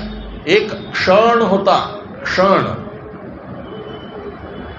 म्हणजे फार कमी मात्रा असते, मी सांगेन तुम्हाला. तरी एक क्षण होता त्याच्याकडे मृत्यूला, आणि त्या एका क्षणात त्याने परमेश्वराची प्राप्ती केली. कसं? सगळं चित्त एका क्षणात त्याने एकत्र केलं, परमेश्वराचं स्मरण केलं आणि म्हणजे परमेश्वरा मी तुझा आहे, माझं बाकी कोणी नाही, संपला. आणि तेवढ्यातच त्याला भगवंताची प्राप्ती झाली. तो क्षण यावा लागतो. म्हणजे तुझ्याकडे 7 दिवस आहेत. दुसरं असं म्हणाले राजन, आम्हाला माहिती नाही आमच्याकडे उद्याचा दिवस आहे की नाही, तुला माहिती आहे तुझ्याकडे 7 दिवस आहेत, त्यामुळे तू काहीतरी करू शकतो 7 दिवसात. म्हणले पण बरोबर आहे, पण काय करू मी? म्हणले सर्वसंग परित्याग कर आणि साधू संतांना शरण जा, ते पुढचं बघून घेतील. बघा महाराज, परमार्थ कळत नसेल ना, साधू संतांना शरण जावं, ते तुम्हाला बरोबर मार्ग सांगतात. फक्त साधू संतांना शरण गेल्यानंतर आपली बुद्धी चालवायची नाही, आपल्या मनाप्रमाणे चालायचं नाही, ते सांगतील तेच ऐकायला पाहिजे, तर बरोबर परमार्थ घडतो. राजा पण तयारीचा होता, सर्वसंग परित्याग केला. त्याचा जो मुलगा जन्मेजय आहे त्याला राज्यावर बसवलं आणि निघाला तो हरिद्वार जवळ आनंद घाटावर आला, तिथे बसला आणि त्याने भगवंताला सांगितलं, भगवंता मी तुझ्यासाठी इथे आलेलो आहे, माझ्याकडे आता फक्त 7 दिवस उरलेले आहेत. म्हणजे हे सगळे करण्यामध्ये 2 दिवस गेलेलेच होते, 5 दिवस उरलेले आहेत. आता या 5 दिवसामध्ये काय करायचं तू सांग. 5 दिवस 7 दिवस काय, मला तुझी प्राप्ती झाली पाहिजे. मला माहिती नाही तुझी प्राप्ती कशी करून घ्यायची असते. आता ही सगळी जबाबदारी तुझी आहे, मी तुझा आहे, आश्रित. अनेक साधू संत तिथे यायला लागले. तुम्ही राजा परीक्षिती आहात ना? तुम्ही राजा परीक्षिती आहात? हो हो. मग घडलेली सगळी घटना सांगितली. सगळे म्हणाले, अहो याला आता एकच उपाय आहे, 7च दिवस आहेत ना तुमच्याकडे, श्रीमद भागवत महापुराणाचं आपण श्रवण करा. ते मन लावून श्रवण केल्याने 7 दिवसात आपली मुक्ती होईल. आणि तेच जर शुक महामुनींच्या मुखातून ऐकायला मिळालं तर मग काय विचारता सोय नाही, दुधात साखर पडल्यासारखं आहे. पण सगळे म्हणत होते आता इथे येईल कोण, शुक महर्षी कुठे असतील, काय येतील, असं म्हणायचा अवकाश. समोरून शुक महामुनी प्रगट झाले. सगळे उठून उभे राहिले शुक महर्षी आल्यावर. हजारो हजारो वर्षाचे म्हातारे सगळे साधू संत होते, ते सुद्धा उभे राहिले. शुक महर्षी किती वर्षाचे होते? 12. एका लंगोटीशिवाय अंगावर काही नाही, पण अधिकार मोठा होता. सगळ्यांनी त्यांना नमस्कार केला आणि ते म्हणले, राजा, तुझ्यासाठी भगवंताने मला पाठवलंय. तू म्हणलास ना मी तुझा आहे, मग त्यांनीच मला तुझ्या उद्धारासाठी पाठवलंय. मी तुला भागवत सांगतो, बैस. काय कृपा असते बघा परमेश्वराची, सगळ्या कृपेने होत असतं. बसवलं राजा परीक्षितीला समोर आणि आसनावर स्वतः शुक महामुनी भागवत सांगायला बसले. त्यावेळेला संगीत नव्हतं, विचित्र गोष्टी नव्हत्या, फक्त श्रोता, वक्ता आणि कथा या 3 गोष्टी होत्या आणि सर्व साधू संत होते. हे लक्षात घ्या. आणि भागवताची पोथी ठेवली तिथे. तेवढ्यात स्वर्गातून इंद्रादिक सर्व देव आले, अमृत कलश घेऊन आले आणि ते काय म्हणाले शुक महामुनींना, महामुनी, परीक्षितीला जिवंतच ठेवायचंय ना, मग हे अमृत द्या त्याला. तो जिवंत राहील, तो मरणार नाही. तर तक्षक चावते नाही तर काही होऊ दे, तो मरणार नाही. हे अमृत द्या त्याला. पण त्याच्या मोबदल्यात आम्हाला भागवत कथा द्या. ते म्हटले, मोबदला कशाला पाहिजे, बसा इथे. इथे नाही, आम्ही देव आहोत, कळलं का? तिथे या स्वर्गात, होम ट्युशन. अशाने कधी ज्ञान प्राप्त होत नाही. शुक महामुनी म्हणले, मूर्खा, तुला किंमतच नाहीये भागवताची. तुझा अमृत पिऊन तो अमर होईल म्हणतो, शरीर अमर होईल त्याचं, पण जन्ममृत्यूची भीती जाणार नाही. आज नाही तर प्रलय काळी त्याचं शरीर जाणारच. भागवत मृत्यूची भीतीच घालवते, म्हणून भागवत तुझ्या अमृतापेक्षा सुद्धा श्रेष्ठ आहे. चला म्हणाले, तुम्ही काय अधिकारी नाही आहात, भागवताचे अधिकारी नाही, निघा म्हणाले. बसायचं तर इथे बसायचं, निघा. ते निघाले. बघा महाराज, देवयोनी आपण म्हणतो, पुण्य केल्यावर देवयोनी, अहंकार जात नाही देवा. पण फक्त आत्मसाक्षात्कार झाल्यावरच जातो आणि आत्मसाक्षात्कार केव्हा होतो? फक्त मनुष्य जन्मातच तो होऊ शकतो, दुसऱ्या योनीत नाही. म्हणून अतिशय दुर्मिळ आहे मनुष्य. आणि झालं, भागवताला सुरुवात झाली. पहिला दिवस झाला, दुसरा दिवस झाला. अनेक प्रश्न परीक्षितीने विचारले आणि उत्तरं दिलेली शुक महामुनीने. ते सगळं भागवत आहे, मी सांगेन तुम्हाला. दुसरा दिवस झाला, तिसरा दिवस झाला, चौथा, 5वा, 6वा, 7वा भागवत सांगून संपलं. आणि इतके एकाग्र चित्त राजा परीक्षिती झाले होते, डोळे मिटून एकाग्र होऊन गेले एकदम. तिकडनं तक्षक निघाला. येता येता तक्षकाने मधलं एक गाव गाठलं. त्या गावामध्ये एक विष उतरवणारा मनुष्य राहत होता. त्याला त्यांनी सोन्याची नाणी दिली, मोहरा दिल्या, हे धर, पण मी आता राजा परीक्षितीला चावायला चाललेलो आहे, तिथं येऊ नकोस. केव्हापासून आहे ते, काय म्हणतात ते, लाचलुचपत खात. तोही गप बसला. मांत्रिक, मी नाही जात म्हणले तिकडे, चाव तिकडे, चावायचं चाव. त्याला काय माहिती भगवंत बसलाय. तक्षक गेला मोठ्या आयटी मध्ये. राजा परीक्षिती बसले होते, असे दिव्य तेज पसरलेलं होतं. असं तक्षक घाबरला, थरथर कापतोय. हात जोडले, म्हणजे राजा परीक्षिती, 7व्या दिवशी मी आपल्याला दंश करावा आणि आपला मृत्यू व्हावा असं विधान आहे, पण मी आपल्याला भीतो, मृत्यू सुद्धा भीतो. महाराज भागवत ऐकणाऱ्याला कळलं काय? परवानगी काढतोय, मोठ्या आयटीत आला होता ना, परवानगी काढतोय, मी आपल्याला दंश करू का? राजा परीक्षिती म्हणाला, कोणाला दंश करणार तू? या शरीराला? ऐका भागवत ऐकल्याचे परिणाम, या शरीराला. पण मी थोडी शरीर आहे, मी तर परब्रह्म स्वरूप भगवान श्रीकृष्ण स्वरूपच आहे, मी आत्मस्वरूप आहे. मी शरीराला दंश करतो ना, कर ना, मला काय फरक पडतो, मी शरीर नाहीच आहे. बघा मृत्यूची भीती गेली की नाही, आश्चर्य वाटलं. आणि त्या तक्षकाने हळूच जाऊन दंश केला. त्याने दंश केला त्यावेळेला परीक्षितीने आपण अंगातले कपडे काढून फेकावं तसं शरीर काढून फेकून दिलं आणि दिव्य भगवान श्रीहरी विष्णू स्वरूप त्यांना प्राप्त झालं. वैकुंठातून विमान आलं, नंद आणि सुनंद नावाचे पार्षद आले, त्याने राजा परीक्षितीला नमस्कार केला. परीक्षिती राजा विमानात बसले आणि वैकुंठाला निघून गेले. भागवत ऐकल्याने मुक्ती. जन्मेजयाला कळलं, तो म्हणला तक्षकाने हे उद्योग केलेत का, मी तक्षकालाच मारतो. म्हणून त्याने सर्प सत्र आयोजित केलं. सगळ्या ऋषींना सांगितलं, मंत्र म्हणा, अग्नीमध्ये येऊनच सगळे सर्प. ते ऋषी पण बसले, कारण त्यांचं प्रेम होतं राजावर. आणि त्याने मंत्र म्हणायला सुरुवात केली. एक एक सर्प येऊन पडू लागले. तक्षक घाबरला. आता मला जावं लागेल म्हणाले. त्याने इंद्राला तो शरण गेला. इंद्र म्हणला, कशाला काळजी करतो, मी आहे ना, खुर्ची माझी आहे म्हणले. काय, माझी खुर्ची आहे, तू माझ्या बाजूला ये. सत्ता असली तरी कोणाला शरण द्यावं कळलं पाहिजे. चुकीच्या माणसांना शरण कळलं तर सत्ता संकटात पडते. माझी खुर्ची आहे म्हणजे बाजूला येऊन बस. आणि तक्षक जाऊन बसला खुर्चीला पकडून. इंद्र म्हणलं, घाबरू नको, मी आहे. भरपूर मंत्र म्हणून सुद्धा कोणी येत नाहीये, तो तक्षक येत नाहीये. म्हणून जन्मेजयाने प्रश्न केला, ऋषीवर काय येत नाहीये? ऋषीवर म्हणले, ते इंद्राने शरण दिले. होय काय? मग मंत्र म्हणा, इंद्रासकट येऊन पड. आणि ऋषींनी मंत्र म्हटला, तक्षका जिथे असशील तिथे इंद्रासकट येऊन पड. इंद्र, त्याची खुर्ची आणि तो तक्षक तिघही गडबडले, अग्नीपर्यंत आले. वाचवा ब्रह्मदेवा त्राहिमाम. तेव्हा ब्रह्मदेवाने असं थांबवलं अग्नीत पडता पडता इंद्राला. आणि ब्रह्मदेव म्हणते, मूर्खा, कोणाला शरण द्यायची कळतं का? सत्ता झाली म्हणून काय झालं? ते ऋषी आहेत, ते साधू आहेत, साधूंचा अपमान केला तर कळतं का काय होतं? म्हणाले, भानगडीत पडू नको, क्षमा माग. जन्मेजयाची क्षमा मागितली. तक्षकाला सांगितलं, तुझं तू बघ. कळलं का? कोणाच्या भरोश्यावर जावं? तुझं तू बघ, मृत्यू आला गळ्याशी, तुझं तू बघ. तक्षकाने पण क्षमा मागितली, चूक झाली माझ्याकडून. तेव्हा ब्रह्मदेवांनी समजावून सांगितलं जन्मेजयाला की अरे हे विधिविधान आहे, तुझ्या वडिलांची मुक्ती झाली आहे, ते श्रीकृष्ण स्वरूपात विरून गेलेले आहे, काळजी करू नको. ह्या सर्पसत्र यज्ञ बंद कर. तेव्हा तो यज्ञ बंद केला. जन्मेजय आपल्या घरी गेला. सर्प तक्षक आपल्या घरी निघून गेला नमस्कार करून. आणि इंद्र सुद्धा आपल्या राज्यात जाऊन बसला. अशा पद्धतीने हे शौनका भागवत सप्ताह केल्याने राजा परीक्षितीची देखील मुक्ती झाली. शौनकजींचा पुढचा प्रश्न म्हणजेच आता राजा परीक्षितीचा पुढचा प्रश्न, तो शुक महामुनींना, शौनकजींचा प्रश्न सूतजींना. काय आहे हे भागवत? भागवत भागवत भागवत भागवत म्हणजे काय? मला काही प्रश्न आहेत म्हणाले.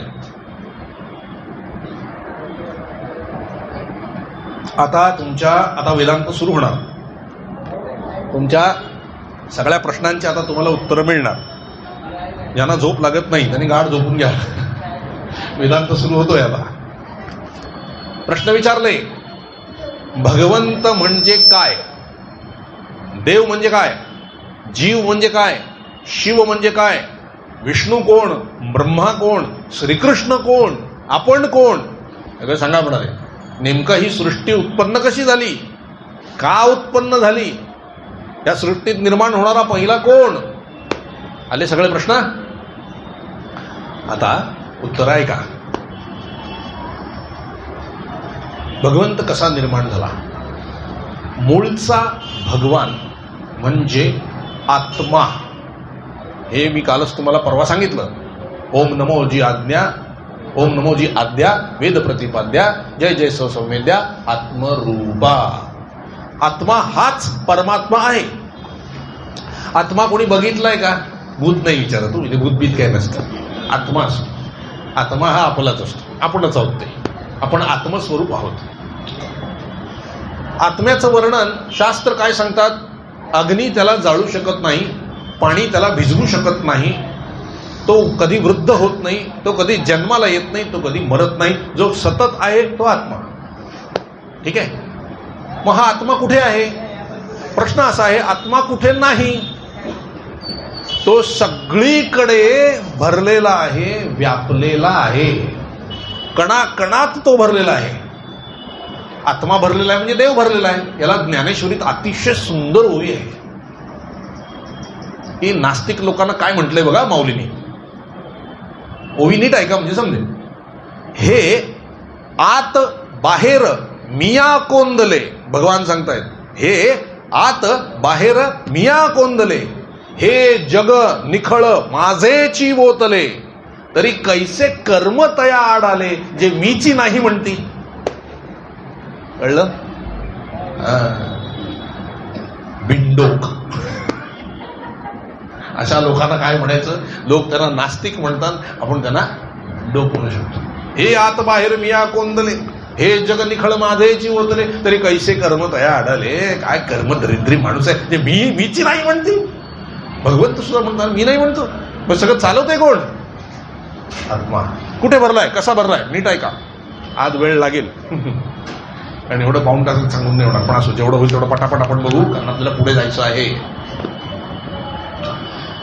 इथे जेवढी जागा आहे ना, जेवढी जागा रिकामी आहे, जेवढी जागा भरलेली आहे, जेवढी पोकळी आहे, हा सगळा घट्ट भरलेली ही जी पोकळी आहे ना, यालाच आत्मा म्हणायचं. हा आत्मा आहे बघा. आता ही जी जागा माझ्या डावीकडे आहे, ही जी जागा माझ्या उजवीकडे आहे, आत्मा आहे. हा आत्माच आहे, म्हणजेच परमात्मा आहे. दिसतोय का? नाही. इथे दिसतोय का? नाही. तोच आत्मा इथे असल्यामुळे, प्रकृतीशी मिलन झाल्यामुळे प्रगट झालेला आहे. ही प्रकृती ज्या वेळेला जाईल, प्रकृती म्हणजे शरीर, हे ज्या वेळेला जाईल त्या दिवशी हा पण दिसणार नाही. पण म्हणजे मी गेलो का? नाही, मी इथेच आहे. मी म्हणजे आत्मा, मी इथेच आहे. आत्मा हा सगळीकडे भरलेला आहे. या आत्म्यालाच परमात्मा असं म्हणतात. तसं सबंध पृथ्वीमध्ये, पृथ्वीच्या बाहेर सगळीकडे आत्मा पूर्णपणे भरलेला आहे. इतकं की त्या आत्म्याला स्वतःची जाणीव देखील नव्हती. जाणीव देखील नव्हती. आणि म्हणून स्वतःची जाणीव होण्याकरता त्या परब्रह्माने हुंकार दिला. आपण असं खाकरतो ना, तसं त्याने हुंकार दिला. त्या हुंकारालाच ओंकार असं म्हणतात. आणि याच ओंकाराला नाम असं म्हणतात. याचा अर्थ भगवंताला स्वतःच्या अस्तित्वाची जाणीव कशाने झाली? नामाने झाली. मग त्याच्या अस्तित्वाची जाणीव आपल्याला नामाने होणार नाही का? लक्षात आलं? नाम काय आहे? साधं सोपं साधन नाहीये, समजू नका त्याला. नाम साधन समजू नका लहान म्हणाले ना ते. ओंकार. ओंकार निर्माण झाल्यानंतर बघा, पहिल्यांदा निर्गुण निराकार परमात्मा, त्याच्यातून स्वतःच्या अस्तित्वाची जाणीव म्हणजेच तो ओंकार. आता ओंकारातून काहीतरी प्रगट करायचं म्हणजे सृष्टी निर्माण करायची भगवंतानी ठरवली. आता त्यांनी काय निर्माण केलं? दुसरं काही नाहीच आहे ना. ऐका, हा एक एक शब्द नीट ऐका, म्हणजे नंतर चतुश्लोकी भागवत कळेल. स्वतःमधून दुसरं काही अस्तित्वातच नाहीये, केवळ भगवंत आहे सगळीकडे भरलेला. मग आता दुसरं निर्माण काय करणार? ओंकार आहेच. ओंकारातूनच भगवंतानी स्वतःमधूनच काही तत्व बाहेर काढली आणि 3 गुण निर्माण केले पहिल्यांदी. या ओंकारातून पहिल्यांदी जर काही निर्माण झालं असेल तर 3 गुण निर्माण झाले: सत्व, रज आणि तम. कळलं? सत्व, रज आणि तम, त्रिगुणात्मक त्रैमूर्ती. कळतं? सत्व, रज, तम हे 3 गुण निर्माण केले आधी. पुढे भगवंतानी या 3 गुणांचे शोभ केले, म्हणजे एकमेकांवर आदळले. ते जोरात आदळल्याबरोबर त्यातून अनेक तत्व प्रगट व्हायला लागली. आता भगवंताला प्रगट व्हायची इच्छा झाली होती. भगवंताची प्रगट व्हायची इच्छा कशी? भगवंताला इच्छा, जाणीव नेणीव भगवंती नाही, मग भगवंताला इच्छा कसली झाली? ही इच्छा नाहीये, आनंद आहे. आनंदातून सृष्टी प्रगट होत असते. आनंदातून एखादं चांगलं कार्य घडून जातं. तशा भगवंताच्या आनंदातून निर्माण झालेली ही सृष्टी आहे. अनेक तत्व निर्माण झालीत. सत्व, रज, तम यांचा क्षोभ झाल्यावर अनेक तत्व निर्माण झालीत. त्यातून पहिली 5 तत्व निर्माण झालीत. पंच ज्ञानेंद्रिय, मग निर्माण झाली 5 कर्मेंद्रिय, मग निर्माण झाली 5 महाभूत, आणि मग निर्माण झाली त्या 5 महाभूतांच्या 5 तन्मात्रा. काय आहेत 5 ज्ञानेंद्रिय?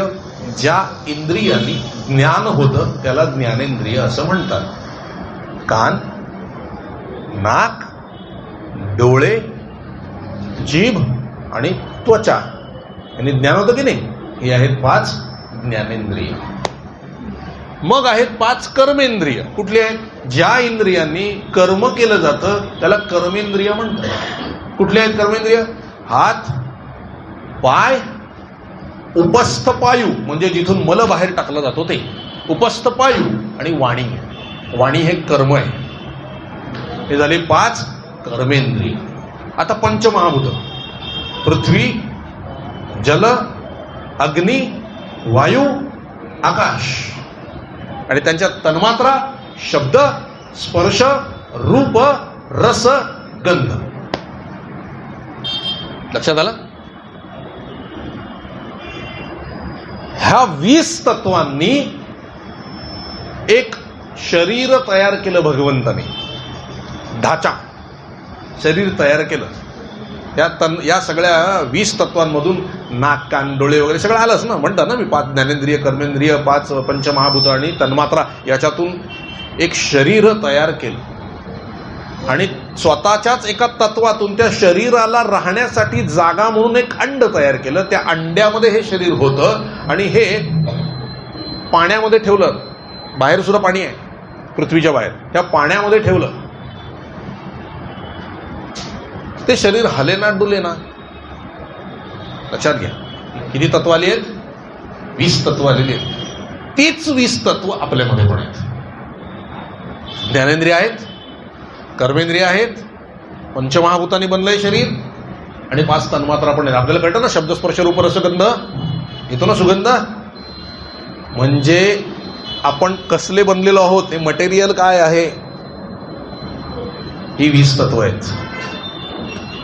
आता ही 20 तत्व त्या अंड्यामध्ये होती पण शरीर हलत नव्हतं, डुलत नव्हतं, म्हणून त्याला जड अशी संज्ञा दिली गेली, जड शरीर. म्हणून आपल्या या शरीराला जड शरीर म्हणतात. म्हणून समजा एखाद्या माणसाचं नाव कुलकर्णी असेल आणि तो गेला, तर कुलकर्णी वारले असं म्हणण्यापेक्षा आता काय म्हणतात, बॉडी घरी आणली का.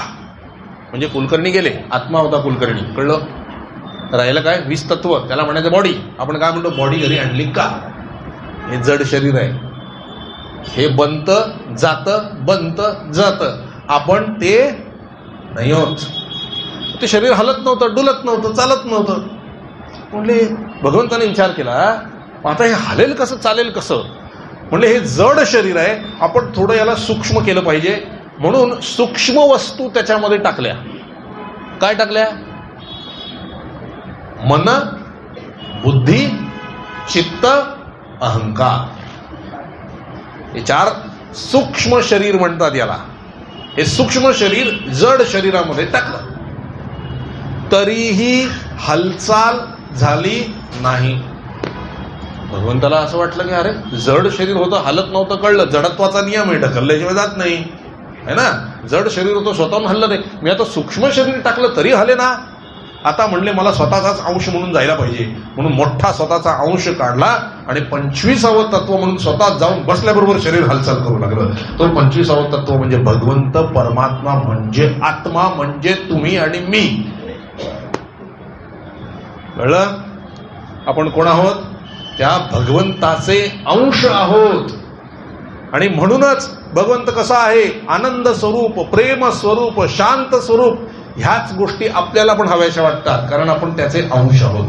आपणही आनंद स्वरूपच आहोत, प्रेम स्वरूपच आहोत, शांत स्वरूपच आहोत. पण त्याच्यावर इच्छा, वासना, हवे नकोपणाचे घाण पडल्यामुळे आज ते गुण आपल्याला मिळत नाहीयेत आणि आपण ते बाहेरून मागतोय. आम्हाला थोडं प्रेम द्या, आम्हाला थोडं समजून घ्या, आम्हाला जरा शांती द्या, आम्हाला प्रेम द्या. अहो ते तुम्हीच आहात. ते केव्हा कळेल? स्वतःचं स्मरण केलं तर. स्वतःचं स्मरण म्हणजे आत्म्याचं स्मरण, आत्म्याचं स्मरण म्हणजे परमात्म्याचं स्मरण, परमात्म्याचं स्मरण म्हणजे नामाचं स्मरण. लक्षात आलं? नाम म्हणजे काय? ठीक आहे. आणि मग ते शरीर हालचाल करायला लागलं. थोडक्यात सांगतोय मी, शॉर्टकट, खूप विषय मोठा आहे हा.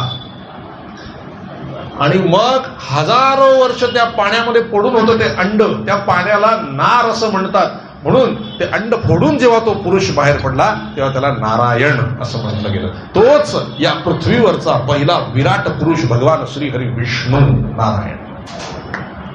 लक्षात आलं?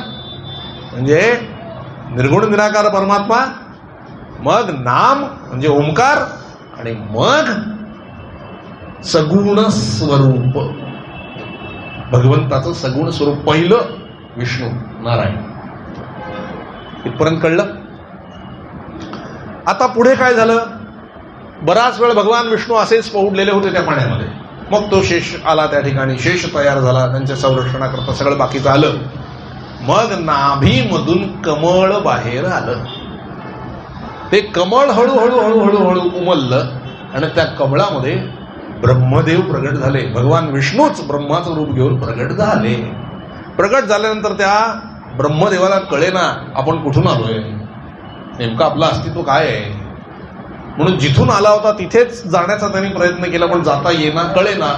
तेव्हा अचानक वाणी, आकाशवाणी त्या ठिकाणी झाली मला जाणून घ्यायचं असेल, स्वतःला जाणून घ्यायचं असेल तर तप कर, तप कर, तप कर.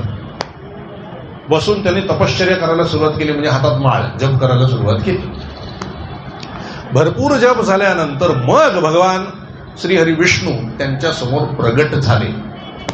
आता किती आहेत? 2 जण आहेत, ब्रह्मदेव आणि विष्णू. मूळचाच आत्मा 2 रूपांनी प्रगट झालेला आहे.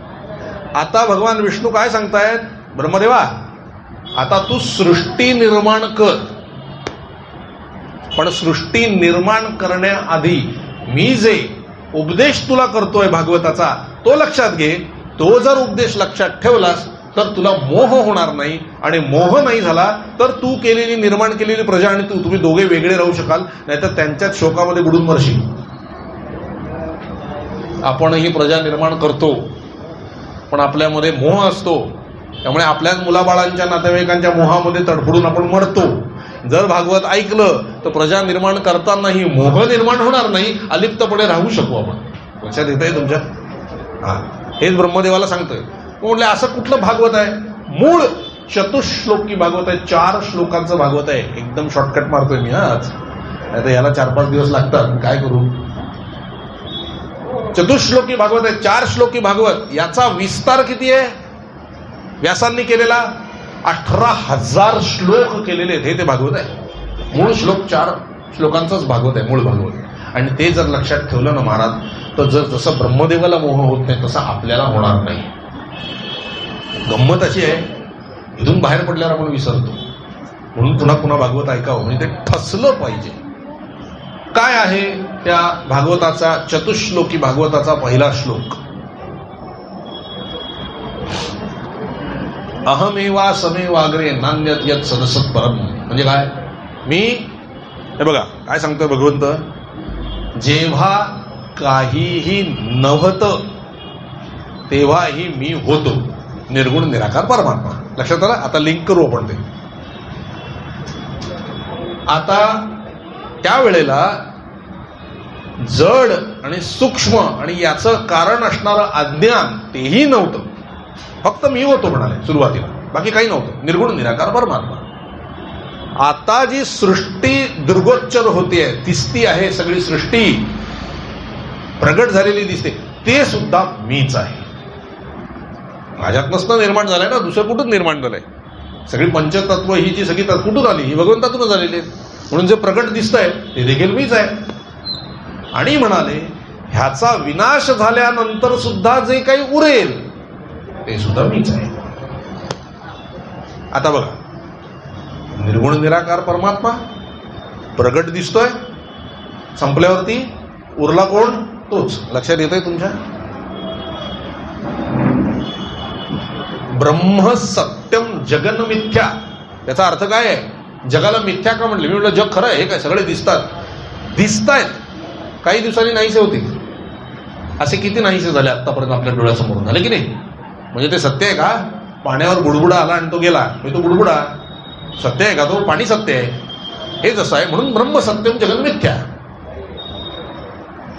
पहिला श्लोक सांगितला, नीट लक्षात घ्या. पहिले काहीही नव्हतं, सृष्टी उत्पन्न झाल्यानंतर ही सृष्टी सुद्धा मीच आहे, आणि सृष्टीचा विनाश झाल्यानंतर सुद्धा जे काही उरेल ते मी आहे. झाला पहिला श्लोक, कळला? याचा अर्थ माऊलीने किती सोप्या शब्दात सांगितलं, किती सोप्या शब्दात सांगितलं माऊलीने. जे जे भेटे भूत ते मानिजे भगवंत, हा भक्तियोग निश्चित जाण मला. भगवंतच आहे, हे पण भगवंत, हे पण भगवंत, हे पण भगवंत, हे पण भगवंत, हे पण भगवंत, सगळीकडे. सर्वम खलविदम ब्रह्म एको अहम द्वितीयो नास्ति न भूतो न भविष्यति. हे जर का ओळखून वागलात की समोरचा परमात्माच आहे, अभ्यास करावा लागेल, इतकं सोपं नाही, तो परीक्षा घेतो.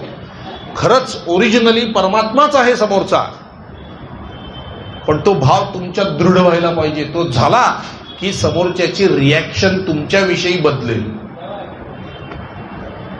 तोपर्यंत बदलणार नाही. आणि सगळ्यांमध्ये ते ब्रह्म भरलेलं आहे. म्हणून आता नीट ऐका, अतिशय सावधपणे ऐका, आणि अतिशय चांगलं स्वच्छ मन ठेवून ऐका. कदाचित काही लोकांना आवडेल ना आवडेल, पण माझं काम सत्य सांगणं आहे. सर्वम खलविदम ब्रह्म, सगळीकडे ब्रह्म आहे. जे दिसतोय तो परमात्मा आहे. बरोबर आहे? बरोबर आहे? म्हणून आपल्याकडे हे शिकवण्यासाठी लहान मुलं देवाघरची फुलं म्हणजे तो परमात्मा आहे हे शिकवलं जातं. आई वडील देव आहे हे शिकवलं जातं. सगळे शिक्षक गुरु देव स्वरूप आहे शिकवलं जातं. पती देव आहे शिकवलं जातं. जे जे तुम्हाला दिसतंय ते देव आहे हे शिकवलं जातं. याचा अभ्यास करावा नक्की जरूर. गडबड कुठे होते? जेव्हा पोरग म्हणायला लागतं मी देव आहे, गडबड. कारण तो अहंकाराने म्हणतोय, त्याला काही आत्मज्ञान झालेलं नाही. जेव्हा आई वडील म्हणतात अरे आई वडील देव असतात, नमस्कार करा, आम्ही देव आहोत, संपलं. जेव्हा नवरा म्हणू लागतो मी देव आहे माझा नमस्कार कर, तेव्हा गडबड आहे. कधी तुम्हाला भगवान विष्णूंनी किंवा तुमच्या सद्गुरूंनी म्हटलंय का मला नमस्कार करा? नाही ना. ते खरे परमेश्वर. परमेश्वर सगळेच आहेत, पण मीपणाने म्हणता कामा नाही. फार बारीक फरक आहे याच्यामध्ये. आपण मानावा, समोरच्यानी समजून घेऊ नये. मी काय म्हणतो कळलं?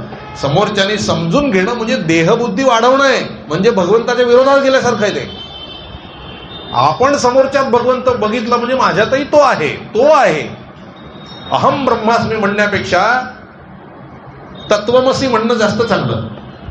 मी तुमचा आहे, मी तो आहे, तो मी आहे, आय एम दॅट. कळलं? तो मी आहे हे म्हणणं बरं आहे, मी ब्रह्म आहे म्हणण्यापेक्षा. कारण हे अहंकार वाढवेल. कारण तुम्हाला अजून ज्ञान नाही ना, आत्मज्ञान आपल्या कोणालाच नाही आहे. आपण असं म्हणणं घातक आहे, मी त्यांचा आहे.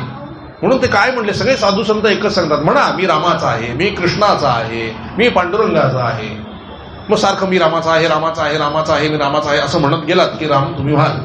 पण ते म्हणाला मी रामाचा आहे वाक्य खूप मोठं आहे. शॉर्टकट काय? श्रीराम जय राम जय जय राम. मी कृष्णाचा आहे हे म्हणणं म्हणजे काय? ओम नमो भगवते वासुदेवाय. मी विठ्ठलाचा आहे, जय जय राम कृष्ण. कळलं तुम्हाला? हे मंत्र आलेले आहेत, हे त्याचा अर्थ आहेत. अशा पद्धतीने सगळीकडेच परमात्मा भरलेला आहे, ही गोष्ट प्रगट झाली. मग दुसरा श्लोक काय सांगितला? पहिला श्लोक कळला तुम्हाला? सगळीकडे मी भरलेलो आहे. याचा अभ्यास करावा लागतो. बरं सोपं नाहीये, याचा अभ्यास करावा लागतो. ते वृंदावनला एक बाबाजी होते, ते या गोष्टीचा अभ्यास करत होते की सगळ्यांमध्ये भगवंत बघायचा, सगळ्यांमध्ये भगवंत बघायचा. ते काय म्हणले, एकदा मी असाच अभ्यास करत असताना एका गोवर्धनाला प्रदक्षिणा घालायला गेलो. तिथे पिंपळाचा वृक्ष होता. पिंपळाचा वृक्ष हे भगवंतच आहे असं म्हणून मी नमस्कार केला. एक साधू त्या ठिकाणी लघुशंका करीत होते. तेव्हा मी त्यांना म्हणालो, अहो तुम्हाला कळतं का, हे पिंपळाचं वृक्ष म्हणजे भगवान श्रीहरीचं स्वरूप आहे, तुम्ही लघुशंका करता त्या ठिकाणी. तो साधू काय म्हणला, पिंपळात तुला श्रीकृष्ण दिसतो, लघुशंका करणाऱ्यामध्ये दिसत नाही का? हा, ते म्हणले हा बरोबर पकडला. सगळीकडेच तो आहे ना, मग सगळीकडेच तो दिसला पाहिजे. म्हणजे याचा अर्थ कळलं का, या पृथ्वीवरती या जगामध्ये काहीही चुकीचं नाही, सगळं परफेक्शनच आहे. म्हणजे उद्या उठून मला जर कुणी शिव्या दिल्या, बरोबर चाललंय, त्याच्या इच्छेने चाललंय ना, मग बरोबर चाललंय. उद्या जर उठून माझं इथे कुणी कौतुक केलं, त्याच्या इच्छेने चाललंय, मला अहंकार करण्याचं काहीच कारण नाही, भगवंताच्या इच्छेने चाललंय. सगळी रामाची इच्छा, रामाची इच्छा, रामाची इच्छा, रामाची इच्छा. सगळं परफेक्ट आहे या वर्ल्डमध्ये, या जगामध्ये सगळं परफेक्ट आहे, चुकीचं काही नाही. कारण सगळा परमात्माच आहे भरलेला. म्हणून ते परत सांगतो बघा, पहिला श्लोक फार महत्वाचा आहे, पाठ करून ठेवा, रोज म्हणा. कृपा करून पारायण करू नका, समजून घेऊन म्हणा. काय? सृष्टीच्या आरंभी काहीही नव्हतं, तेव्हाही मी होतो. सृष्टी प्रगट झाल्यानंतर सृष्टीच्या स्वरूपात मीच आहे, आणि सृष्टीचा प्रलय झाल्यानंतर सुद्धा जे राहील ते मीच आहे. म्हणजे थोडक्यात सगळीकडे शेवटी मीच भरलेलो आहे. ठीक आहे, हा झाला पहिला श्लोक. दुसरा श्लोक, नक्षत्रात राहू असून ज्याप्रमाणे दिसत नाही, दृष्टी दोष असेल तर आकाशात चंद्र दोन दिसतात, असतो एकच. पण हे जे दिसतंय ना, याला माझी माया समज. ही माया आहे जी नाहीच आहे. आता याचं अतिशय सिंपल उदाहरण मी तुम्हाला सांगतो. आता आपण शहाडला जायचं ठरवलं. आपण कल्याणवरनं ट्रेनमध्ये बसतो, टिटवाळा ट्रेनमध्ये. पहिलं स्टेशन कुठलं लागेलो? शहाड. आपण काय म्हणू? चला उठा, शहाड आलं, ही माया आहे. कसं? शहाड कुठे येतच नाही, शहाड जागेवरच आहे. तुम्ही शहाडला पोचलात. वाक्यांमध्ये भिन्नता किती आहे पहा, लक्षात येत आहे? आम्ही वाक्य वेगळी वापरतो, ती माया आहे. आता मी आरशासमोर उभा आहे, अगदी छानपैकी केस बीस विंचरतोय. हा, एक लहान मुलगा कोणीतरी आला आणि चटकन दगड मारला त्या आरशावर, टीच पडली. 10-15 असे काचा दिसायला लागल्या. आता मी जो एक दिसत होतो तो 10-15 दिसायला लागलो. म्हणजे किती निलेश महाराज झाले तो त्या ठिकाणी? खरे निलेश महाराज किती आहेत त्या ठिकाणी? की खरे निलेश महाजन किती आहेत त्या ठिकाणी? 10 आहेत, 15 आहेत, 12 आहेत का 1 आहेत? सांगा बरं. नक्की? आता याचा अर्थ त्या आरशामध्ये विकार उत्पन्न झाल्यामुळे एक असून सुद्धा अनेक दिसू लागले, तसं आपल्यामध्ये विकार उत्पन्न झाल्यामुळे एक असून सुद्धा अनेकपणाने आपण दिसतोय. लक्षात आलं? आत्मतत्वाच्या विरोधात गेल्यामुळे. अजून एक उदाहरण, माठामध्ये पाणी भरा रात्रीचं, म्हणजे आता घरी करू नका, सांगतो उदाहरण. आणि चंद्राच्या चांदड्यामध्ये आपण ते माठ 4-5 माठ ठेवलेले आहेत पाण्याने भरून. प्रत्येक माठामध्ये चंद्राचं प्रतिबिंब पडलेलं आहे. आपण काय म्हणू? बघा, देवाने एकच चंद्र केला, आम्ही 10 चंद्र निर्माण केले.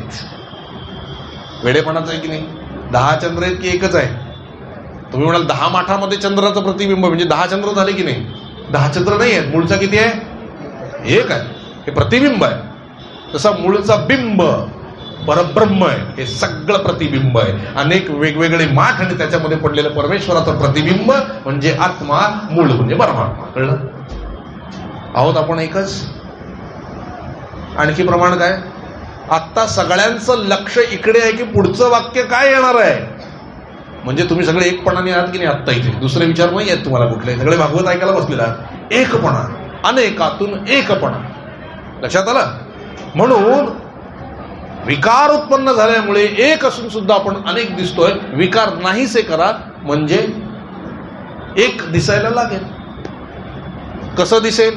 प्रॅक्टिस करावी लागते. जे जे भेटे भूत होते ते मानिजे भगवंत. हा बरेच वर्ष अभ्यास केल्यानंतर त्याचा अनुभव येतो. त्याचं स्मरण करा, नामस्मरण करा, म्हणजे तो अनुभव येतो. आल्याशिवाय राहणार नाही. याच्यासाठी निष्कामच पाहिजे उपासना, की भगवंता मला तुला जाणून घ्यायचंय रे बाबा, मला बाकीचं नको आहे. मार्गच वेगळे होतात ना. मग त्याला जाणून घ्यायचं असेल तर तितक्या तन्मयतेने तुम्ही त्याचं स्मरण केलं की आपल्याला ती गोष्ट जाणवते. चला पुढे. 2रा श्लोक झाला. 3रा श्लोक हा थोडा जड आहे. भगवान म्हणतात सगळ्यांमध्ये मी आहे आणि सगळं जग माझ्यामध्ये आहे. असं जरी असलं तरी जग माझ्यामध्ये नाही आणि मी कोणामध्ये नाही. दोन्ही विधान विरुद्ध आहेत. पहिलं विधान काय म्हणतात भगवान? मी सगळ्यांमध्ये आहे आणि सगळे माझ्यामध्ये आहेत. आणि दुसरं विधान काय करतायत? मी कोणाच्यात नाही, कोणी माझ्यात नाही. म्हणजे काय हो? उदाहरणार्थ माती आहे, माती ऐका, माती, मातीची बाहुली केली, बरोबर? मातीची बाहुली केली, त्या बाहुलीमध्ये माती आहेच की नाही? आणि मातीचीच बाहुली झालेली आहे की नाही? म्हणजे पहिलं विधान, मी अख्ख्या जगामध्ये वीज भरलेलं आहे आणि जग माझ्यामध्ये आहे. पहिलं विधान सत्य झालं. आता दुसरं विधान, भगवान म्हणतात मी कोणामध्ये नाही, कोणी माझ्यामध्ये नाही. आता ती बाहुली मोडा, तोडून टाका. ती किल्ला फोडतात ना दिवाळीत, बाहुली शिल्लक आहे का? बाहुली शिल्लक आहे. मोडल्यानंतर काय राहिलं? माती शिल्लकच आहे. भगवान तेच म्हणतात जगात मी नाहीये आणि जगही माझ्यात नाहीये. कारण जगाचा जर विनाश झाला आणि मी जर जगात असतो तर मी पण मेलो असतो. लक्षात आलं? आणि माझ्यात जर का जग असतं तर माझ्यासारखं जग अमर झालं असतं, पण तसं जग अमर नाहीये. म्हणजे त्या अर्थाने त्यांना काय म्हणायचंय, मी सगळ्यांना पुरून दशांगुल उरलोय. लक्षात आलं? विधान काय आहे? म्हणजे सृष्टी निर्माण झाली, काय निर्माण झालं तरी त्यामध्ये मी आहे आणि विनाश झालो तरी त्याच्यामध्ये मी शेवटी शिल्लकच राहणार आहे. हे सार आहे. हे झालं तिसरं वाक्य, तिसरा श्लोक. आणि आता चौथा आणि सोपा, की मला जर का ही मला ओळखण्याची पद्धत काय म्हणाले भगवान, मायेला बाजूला सारून मला बघायचंय. म्हणजे परमेश्वराची प्राप्ती करण्यासाठी माया बाजूला करावी लागते. कशी करायची? त्याला दोन मार्ग आहेत म्हणाले, एक अन्वय आणि एक व्यतिरेक. झोप आली का? अरे खूप शॉर्टकट सांगितलं मी. ऐका, व्यतिरेक म्हणजे काय? हे नाही, हे नाही, हे नाही, हे नाही, हे नाही, हे नाही, म्हणजे व्यतिरेक. म्हणजे शेवटी जे उरेल ते माझं, ते व्यतिरेकाचं उदाहरण आहे. अन्वय म्हणजे काय? ते नाही नाहीची पद्धतच नाही, ते समोर दिसतंय ते माझं आहे. महाराज काय म्हणाले, एका बाईला फोन केला पोलीस स्टेशनवर ना, की तुमचा मुलगा सापडलाय, अनेक मुलं हरवलेली होती, तुमचा मुलगा सापडलाय, येऊन ओळखून घेऊन जा. तर ती बाई पोलीस स्टेशनला गेली, 100 मुलं होती तिथे हरवलेली. मग त्या बाईला सांगितलं तुमचा मुलगा ओळखा. मग त्या बाईने काय केलं, हा नाही, हा नाही, हा माझा मुलगा नाही, हा माझा मुलगा नाही, हा पण नाही, हा पण नाही, हा पण नाहीये, हा पण नाही, असं शोधत शोधत ती शेवटी उभा असलेल्या मुलं, हा माझा आहे, हे म्हणायचं व्यतिरेक. हा आहे ज्ञानमार्ग. आणि आपल्याला बघा हवाय काय? अन्वय. अन्वय म्हणजे भक्ती मार्ग. भक्ती मार्गात देवाने आपल्याला कडेवर उचललेलं आहे. म्हणजेच ती बाई टेबलावर उभी राहिली, सगळी मुलं तिला दिसली आणि तिने एकदम ओळखलं, तो शेवटी उभा आहे ना, तो माझा आहे. अन्वय. कळलं तुम्हाला? हा भक्ती मार्ग सोपा. आपण देवाच्या कडेवर आहोत, त्यामुळे आपल्याला व्यतिरेकाची गरजच नाही. तर भगवंत दिसतोच आम्हाला सरळ. हा भक्ती मार्ग आहे. अन्वय व्यतिरेक. कळलं? अन्वय आणि व्यतिरेकाच्या मार्गाने मला ओळखता येतं. ब्रह्मदेवा, जे आता अतिशय महत्वाचं वाक्य अंडरलाईन करा, जे सर्व ठिकाणी सर्व काळी सतत उपस्थित आहे, ते तत्व म्हणजे मी आहे, म्हणजे नाम आहे. लक्षात आलं तुमच्या? हे चतुश्लोकी भागवत आहे. या भागवताचं सारखं चिंतन करत गेला तर तुम्हाला गोष्टी समजते. आता चतुश्लोकी भागवत सांगितलं, कसं निर्माण काय झालं हेही सगळं सांगितलं. आता या भागवताची 10 लक्षणं कुठली आहेत हे त्याने विचारलं. तेव्हा सांगितलं भागवताची 10 लक्षणं आहेत. या 10 लक्षणांमध्ये अख्खं भागवत आहे. तेवढं सांगू आणि आज थांबू. 10 लक्षणं लक्षात घ्या. सर्ग, विसर्ग, स्थान, पोषण, उती, मन्वंतर, ईशानुकथा, निरोध, मुक्ती आणि आश्रय. ही भागवताची 10 तत्व आहेत. समजावून सांगतो पटापट, आज संपवायचंच आहे आपल्याला. सर्ग म्हणजे एकटेपणा, म्हणजे निर्गुण निराकार परमात्मा. विसर्ग म्हणजे विस्तार, म्हणजे हे जे जग निर्माण झालेलं आहे त्याला म्हणतात विस्तार. स्थान म्हणजे वाढत गेलं त्याला काहीतरी मर्यादा आहेत की नाही, त्या एका मर्यादेपर्यंत येऊन थांबणं म्हणजे स्थान. मग आता मर्यादा झाली, एका जागेवर आलं, त्यांचं पोषण करणं आलं की नाही, त्याला म्हणायचं पोषण. सर्ग, विसर्ग, स्थान, पोषण. पोषण झालं, पोट भरली. पोट भरल्यावरच उती म्हणजे वासना जाग्या होतात. जोपर्यंत उपाशी असतो माणूस तोपर्यंत काही हवे नकोपणा नसतं. वासना म्हणजे हवे नकोपणा. हे हवं, ते नको, ते नको, हे हवं. कळलं? पोट भरल्यावरच वाटतं. पोट जोपर्यंत भरत नाही तोपर्यंत फक्त अन्न पाहिजे असतं. पोट भरलं की इतर गोष्टी हव्याच्या वाटतात. स्थान, पोषण, उती. मग उतीनंतर म्हणजे उती म्हणजे वासना, वासना निर्माण झाल्या. मग येतं मन्वंतर. मन्वंतर हा कालावधी आहे. या कालावधीचा उपयोग या मन्वंतराचे अधिपती आपल्याला ईशानुकथा, ईश्वर कथा सांगून संस्कार करण्यामध्ये घालवतात. काय आहे मन्वंतर? थोडक्यात सांगतो, पटकन, वेळ नाही. मन्वंतर हा कालावधी आहे. आपल्याकडे मनु शब्द ऐकलाय? 14 मनु. आपल्या 1000 चौकड्या असतात ना, सत्ययुग, त्रेतायुग, द्वापरयुग, कलियुग, अशा 1000 चौकड्या झाल्या की त्याच्यामध्ये 14 मनु होतात. 71 अशा 71 चौकड्या झाल्या पाहिजे. 1000 चौकड्या अशा 71 झाल्या की ते बरोबर 14 मनु होतात. मन्वंतराचा कालावधी सांगतो तुम्हाला काय आहे. मन्वंतर म्हणजे काय, नीट लक्ष देऊन ऐका. 2 परमाणूंचा एक अणू होतो. शास्त्र आहे हा, हे सायन्स स्टुडंट्स असतील इथे त्यांना कळेल. 2 परमाणूंचा एक अणू होतो. 3 अणूंचा एक त्रस रेणू होतो. त्रस रेणू बघितलायत का कधी? बघितलाय. कौलारू घरातून सूर्याच्या उन्हातून जे झरोखा येतो ना, तो त्याच्यामध्ये ते धुलीकण असतात ना, तो एक पॉइंट, त्याला म्हणायचं त्रस रेणू. आता बघा काय सांगितलंय, या त्रस रेणूला ओलांडून जायला सूर्याला जितका वेळ लागतो त्याला त्रुटी असं म्हणतात. या त्रुटीच्या, फक्त ऐकून ठेवा, या त्रुटीच्या 100 पट काळाला वेध असं म्हणतात. 3 वेधांचा एक लव होतो.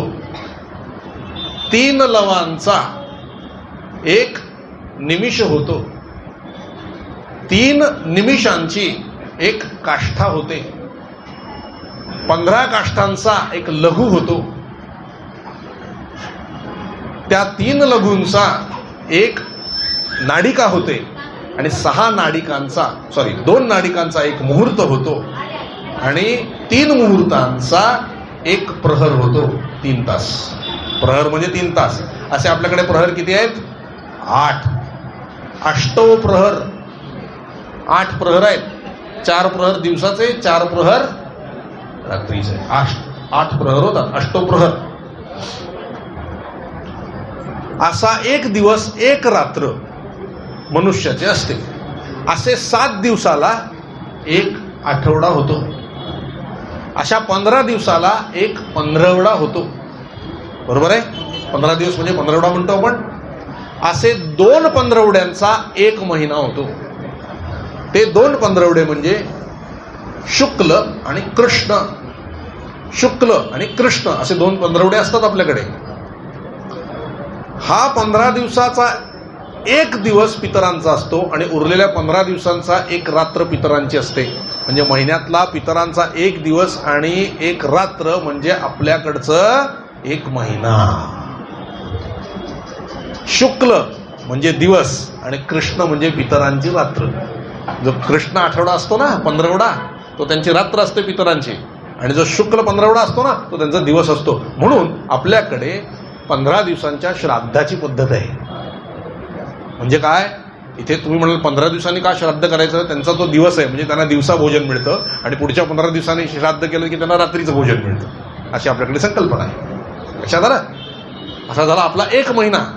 आपला एक महिना म्हणजे पितरांचा एक दिवस आणि एक रात्र. फरक आहे बरं का, तिथल्या कालावधीत आणि इथल्या कालमानामध्ये फरक आहे. असे 6 महिने म्हणजे एक अयन आहे आणि पुढचे 6 महिने म्हणजे दुसरं अयन आहे. याला दक्षिणायन आणि उत्तरायण असं म्हणतात. हे दक्षिणायन म्हणजे 6 महिने इंद्रादिक देवतांचा एक दिवस आहे आणि उत्तरायण म्हणजे पुढचे आपले 6 महिने इंद्रादिक देवतांची रात्र आहे.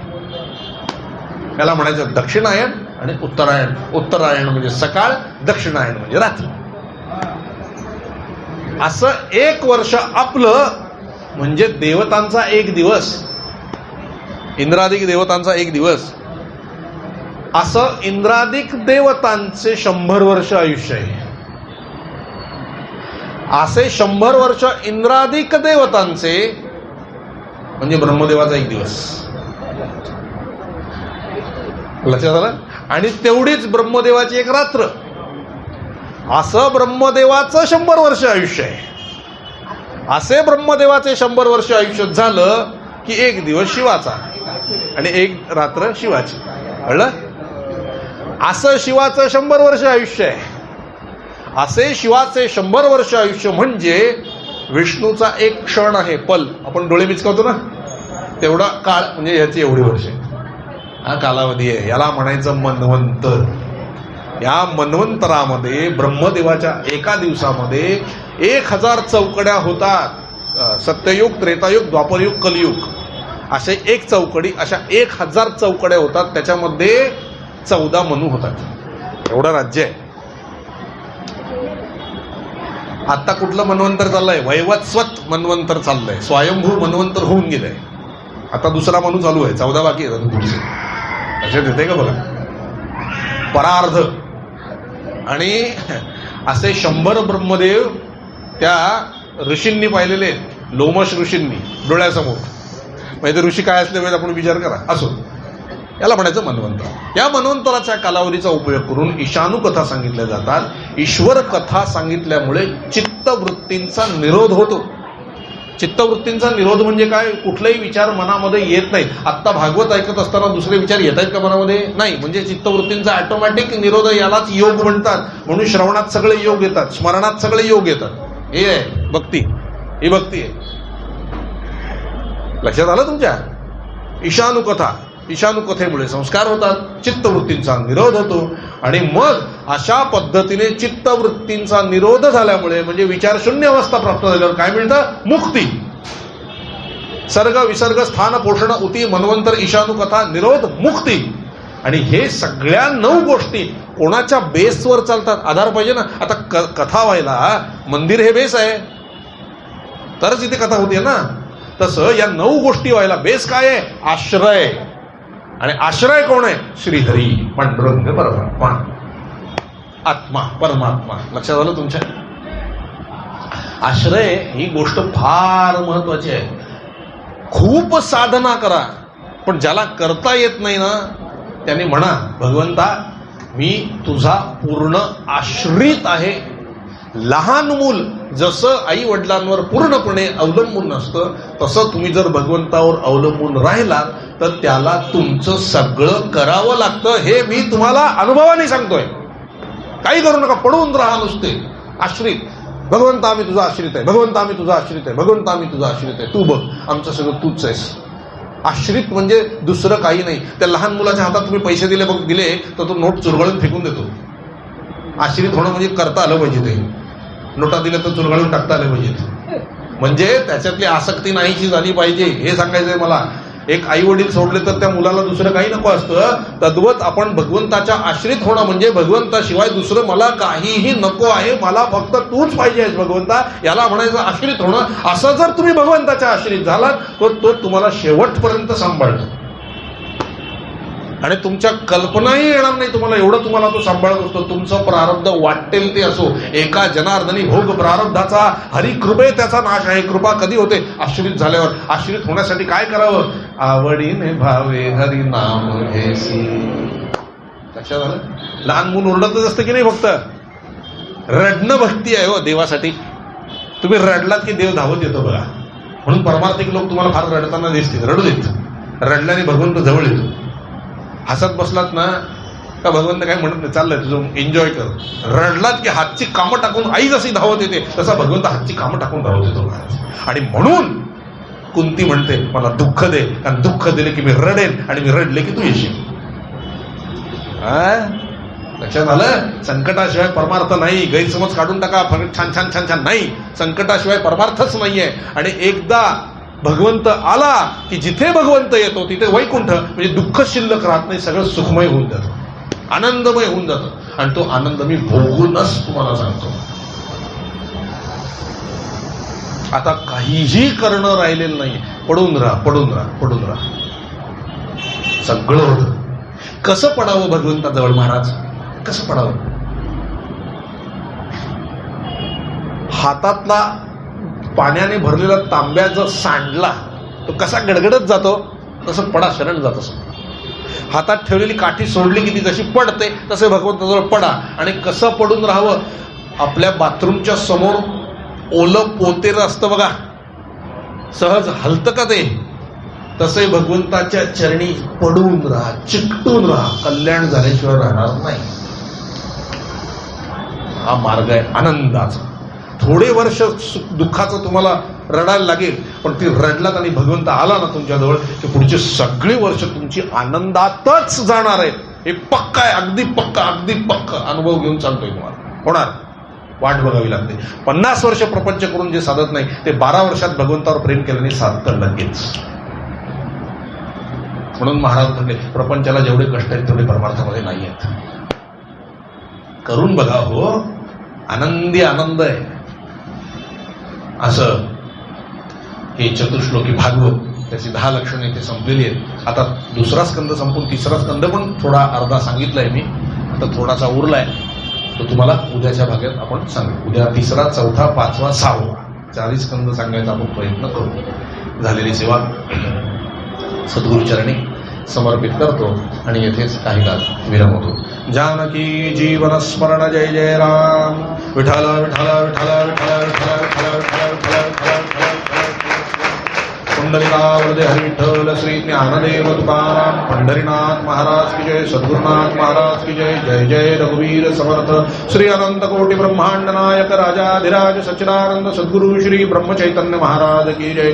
श्री ब्रह्मानंद महाराज की जय. जय जय रघुवीर समर्थ. जय सियाराम.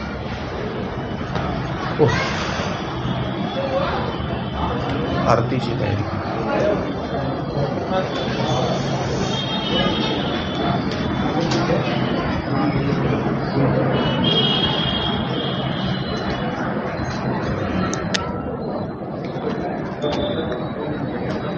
रघुनाथ रघुनाथ